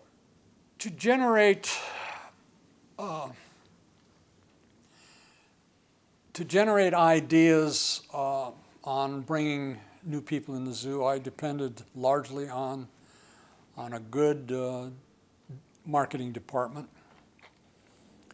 and they were we would come up. We would do this basically at staff level. We would think of ideas. How are we going to program the zoo for that year? What were we going to use? We were going to bring in a group of. Sometimes it would be non-zoo affairs. Where we're going to bring in. We started bringing in singers, popular singers at night. Anything that we could turn those turnstiles and keep the attendance above budget level. Therefore, when we had enough funds, we could do other things with them. So it was a creative group that we worked in. Then we used outside consultants too, to bring in special events. And special events were a big part of the zoo's summer programs, and they could vary from zoo activities to non-zoo activities. What were the strengths of your marketing department? My first marketing director was Ted. He was good, and my daughter worked under him, and she eventually took over the marketing department. I did not hire her. The marketing committee suggested that we hire her, so it was just to keep the nepotism out of the picture. Although that always is a problem when you're working with relatives. But she turned out to be a pretty sharp gal and kept our attendance at pretty high levels. And she left shortly after I did. Were there certain strategies that for getting community involved in the zoo that you remember that were really well done? Well, as I stated earlier, the Festival of Lights was a good one because that brought in attendance at a time when our attendance would have been the lowest. Days became the highest in zoo attendance history. We also had, I think when we had the giant panda, we promoted not only the giant panda, but we did a big Chinese program. We did the same thing with the golden monkeys. We had Chinese dancers, we had the dragons, we had quite an event. Even fireworks, believe it or not, but carefully done, away from animals, and it was done on a large lawn surface, and they were fireworks that were not the explosive kind, but just to add the crackers to the Chinese dragon dance. They had a hard time convincing me of that, but they finally did, and it worked out well. And we always tried to do creative things that would keep them coming. And once they're there, they're a captive audience, and then you got to keep them there, and keep them coming back. How did politics, either city or state, affect the working of the zoo? Politics, we really, as a private society, we had very little pressure from the politicians. But of course, when we went to pass a levy and we started getting county tax dollars, we then started to feel because politicians started getting pressure. So we had to provide certain free days. Well, they weren't necessarily, they were half-price days, but and then that was a new thing for us. And then we had to do other things, and they were strictly. It was different than working for a society. Society had a little freer hand than politically working for. And I worked on the political spectrum. And I worked on the political spectrum in Los Angeles, and I kind of took a shine to that. I liked the crossing with crossing words and working with politicians. I rather enjoy that in LA, basically because there were a number of them that had a good interest in the zoo. That makes a difference. And but we tried to create that interest in Cincinnati too, but we never were able to do it to the extent because LA is very, at the time, at least when I was there, it was very obviously very political and run by the city. Most of the employees were city employees, but it was a good place to work because you had enough layers of people to do the grunt work, and I didn't have to bother with a lot of the nitty gritty that I did in Cincinnati. Cincinnati, I had to watch the bottom line and all the lines in between, and I was responsible to the board president. We'd have meetings, he'd want to know, and I'd hone up on everything, and he'd always invariably ask the question that I was not familiar with. So that happened. What kind of presence did the zoo, you mentioned the many days with the gorillas and the public relations, what kind of presence did you have in the media? I was in the, I had a good, until the bear accident changed things, but until the bear accident, I had a pretty good rapport with the politicals, with the newspapers, the media. In the bear accident, I got a couple people on my case, and eventually, you know, these things worked out. But for a while, I was getting some heat on. They try to pick everything, you know, pick me apart for everything I did. I never had experienced that before. It was always positive, positive, positive. And then that turned itself around too. And they finally, one gal left the paper, and in fact, I think she got fired for something else. And I don't know what it was, but it worked itself out. And then I had good rapport with the press. In fact, when I retired, it was front page. Both newspapers at the time. We had two newspapers, and it was front page, big front page spread. Did you plan events around the press? Yes, absolutely. In fact, when we had certain things that we wanted to do, we would have a press release. We'd invite the press in, and I or somebody from the board would speak if it was dealing with a political issue, or if it was dealing with some animal occurrence or animals we were getting in. Or we even had press releases before we got the giant panda, just to inform, to get them all hyped up. We did the same thing with the koala. The koala was a wonderful marketing venture. That was another marketing director I had by the name of Glenn Eakey. And Glenn, I think, wound up someplace in Florida, one of the Florida zoos. I don't know if he's still there or not. But we built up a hype on the pan. You know, we had a campaign that would just kind of entice. You know, we'd maybe have a few hairs of tips of the ears, and we just kept building on that and boy, that was beautiful. I think we attracted 100,000 extra people with the koalas that year. 100,000 extra bodies came to the zoo, so that was a marvelous success. And then we had supervision by some of the San Diego people, and they would allow us. We'd have donors for $1,000 be able to hold the koala, $1,000 a hold, and boy, they were lined up. Really? Yeah, that was a wonderful, wonderful, wonderful, successful venture or promotion. Were there certain things you didn't want the press involved in? You'd mentioned moving animals. Yes, I had an early experience as a neophyte zoo director. I think it was my first month on board. I probably wouldn't have done it if I was curator, but as zoo director, I thought, oh boy, this make great press and show me a hero. I'm going to move out an old male giraffe that doesn't do anything and bring in a young parent, start a giraffe family. Well, about an hour before he split the board, he dropped dead. So, and I had all the press there. I had media, I had television, everything. I thought that was, again, the end of a promising career. But it worked out. Eventually, I survived it. The board supported me, and that was important. When you talk about the board and fundraising, what were your major fundraisers for bringing money into the organization?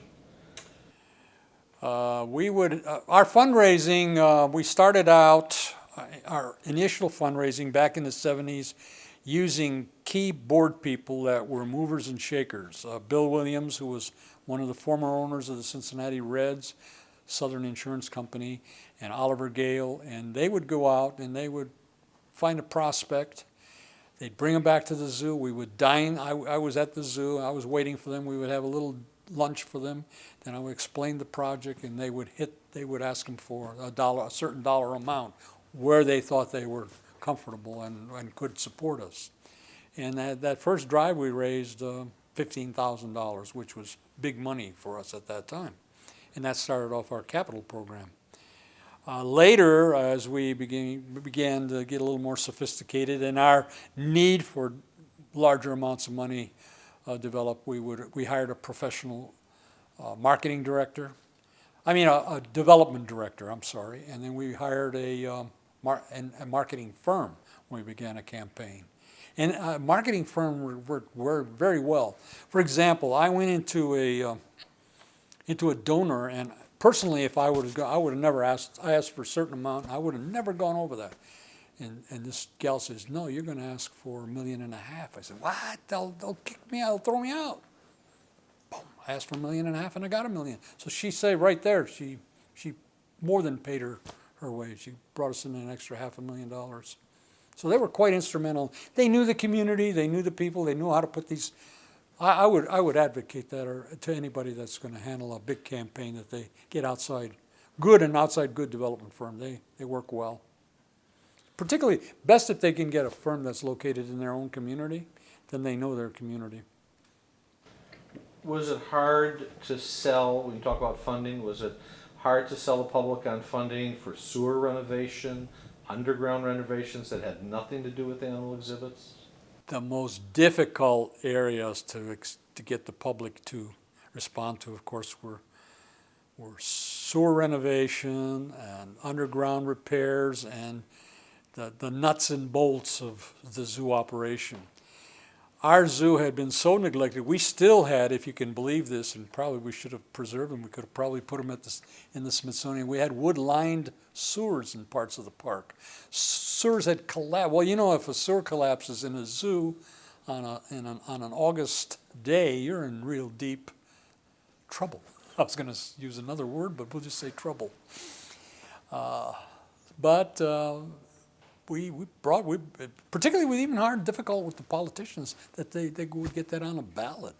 But we brought them over and we demonstrated the problems, and they were not problems that were directly a result of our operation, but they're problems we inherited and needed to be addressed. And if we didn't address them, who would? So we got them passed. But it is difficult. You mentioned a zoo director has to wear many hats. How did you adjust to fundraising hat? One of the things I really enjoyed, and not many zoo directors do, but I really enjoyed fundraising. I loved to ask for money. That was a fun part of my job. Really, when you think about it, most of them are flattered, you know, and all they can do is say no. I even went into this project in my project in Palm Desert, California. I did a little bit of that in California, and I enjoy raising money. I enjoy asking for money. So and I found over a period of years that you're not going to make any enemies. In fact, you're probably, even if they don't give you anything, they still think it was nice of you to ask them. How has fundraising changed and the director's involvement today as to when you started? Fundraising is more difficult today than it was when I started this aspect of my career or my zoo professional job. It's difficult because you're competing now, because of the problems in municipalities, the demand for dollars for all the nonprofits. You're competing with the arts, you're competing with the museums, you're competing with the parks, and everybody's going after those same dollars because it's more and more difficult for them to get tax-based dollars. So you really have to have a good product, and in fact, at times we were running a situation, are you back here again? It's that kind of, because they're getting, the corporations and donors are getting hit from so many different sides. So it's more difficult. It takes a more organized plan, and that's why I again emphasize outside professional help. An organization cannot or should not attempt this just with a development person. Were you able to use the political process to get money? You'd mentioned tax levies. We were in a quandary for a long time on moving the zoo forward. And the only way I saw out of this dilemma was that we had to go after tax dollars. Now, my board my board then was composed of many conservatives, and conservatives don't like taxes. And they're not a likely group to vote for you even to go out and ask for taxes. So I had that selling job to do. But I told them, we made our graphs and details that if we didn't somehow generate additional revenues outside of our gate and obviously the concession monies and membership, that we were going to start sliding backwards. So I got them to agree, and we went to the county commissioners, and I got a county commissioner that was on our side, and he helped sell it to the other commissioners, and we were able to pass, I forget what the amount of the levy was, but I think it was somewhere like a $15 million period over a 5-year period, something like that. I don't remember exactly at this point. Did the voters ever turn you down? Once we got into a situation with the elephants. It was blamed on my, well, we attended a newspaper briefing, you know, where the staff were sitting down to deal with the news of the day, and we were asked to appear and present. We were going to go for a levy. But our board at that time was thinking of a parking garage within the zoo. We were suffering from lack of parking. And they were thinking of a multi-structured parking garage sitting right in our zoo, which I never was in favor of. I thought that would have been hideous, that we should go out. Well, at any rate, they decided, the board was obviously overruled me and decided we're going to go, and it was going to be $20 million or something to build this facility.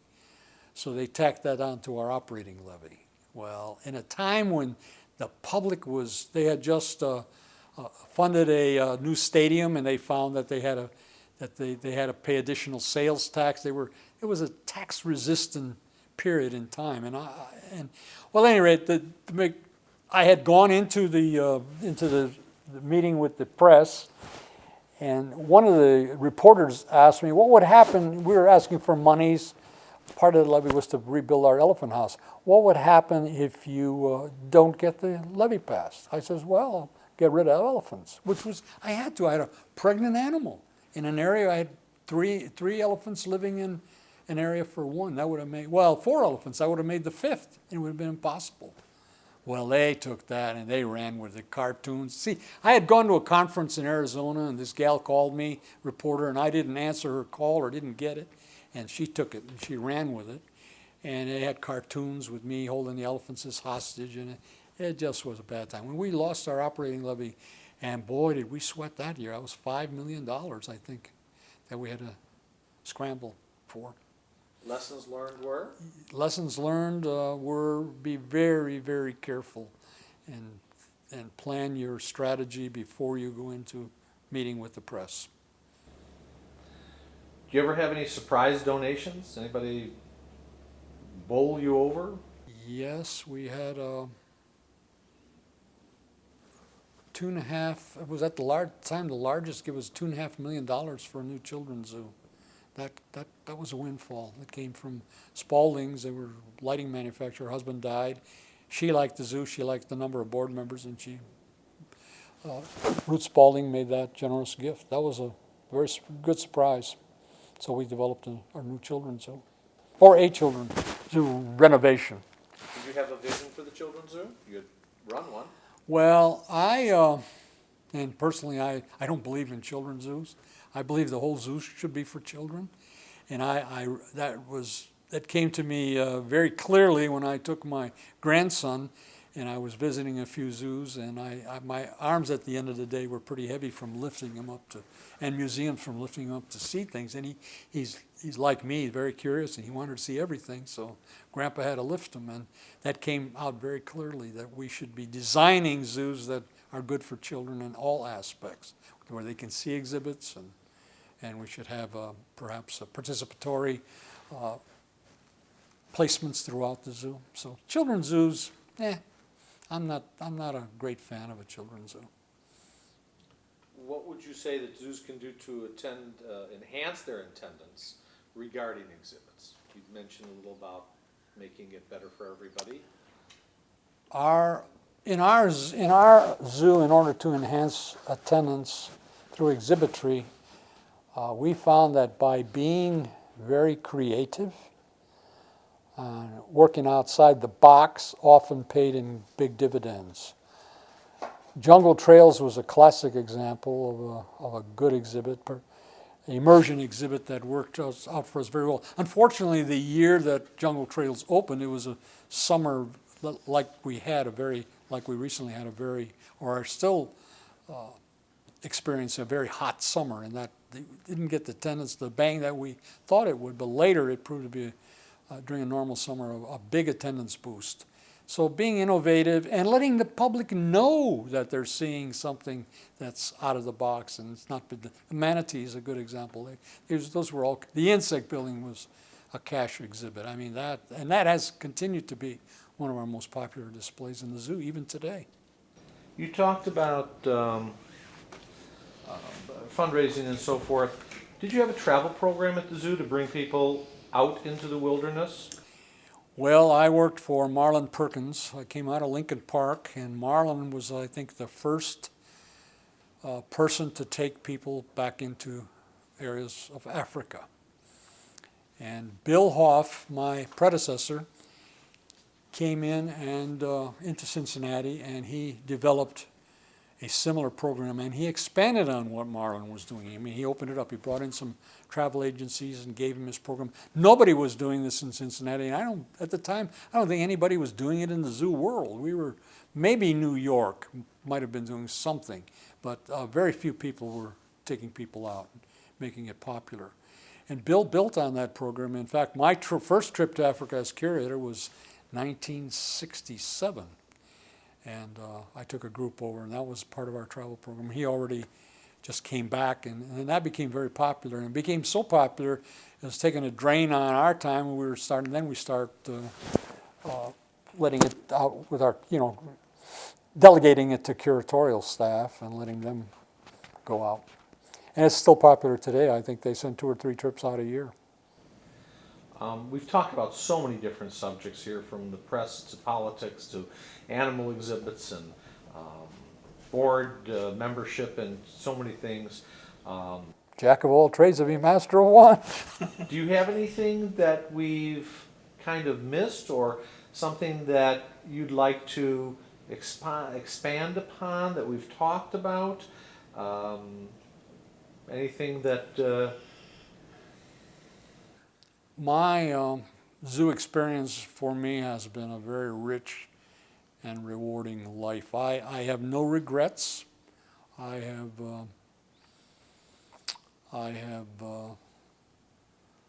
no visions of grandeur. I think I've took it, and many times it was a difficult road, but we took it up a notch or two, and I think I'm certain I left Cincinnati Zoo a lot better than I found it, and the only aspirations I probably had were some of the exhibits I never had a chance to get involved in. I think they could have been great, and they were great. They would have been great, fun working experiences.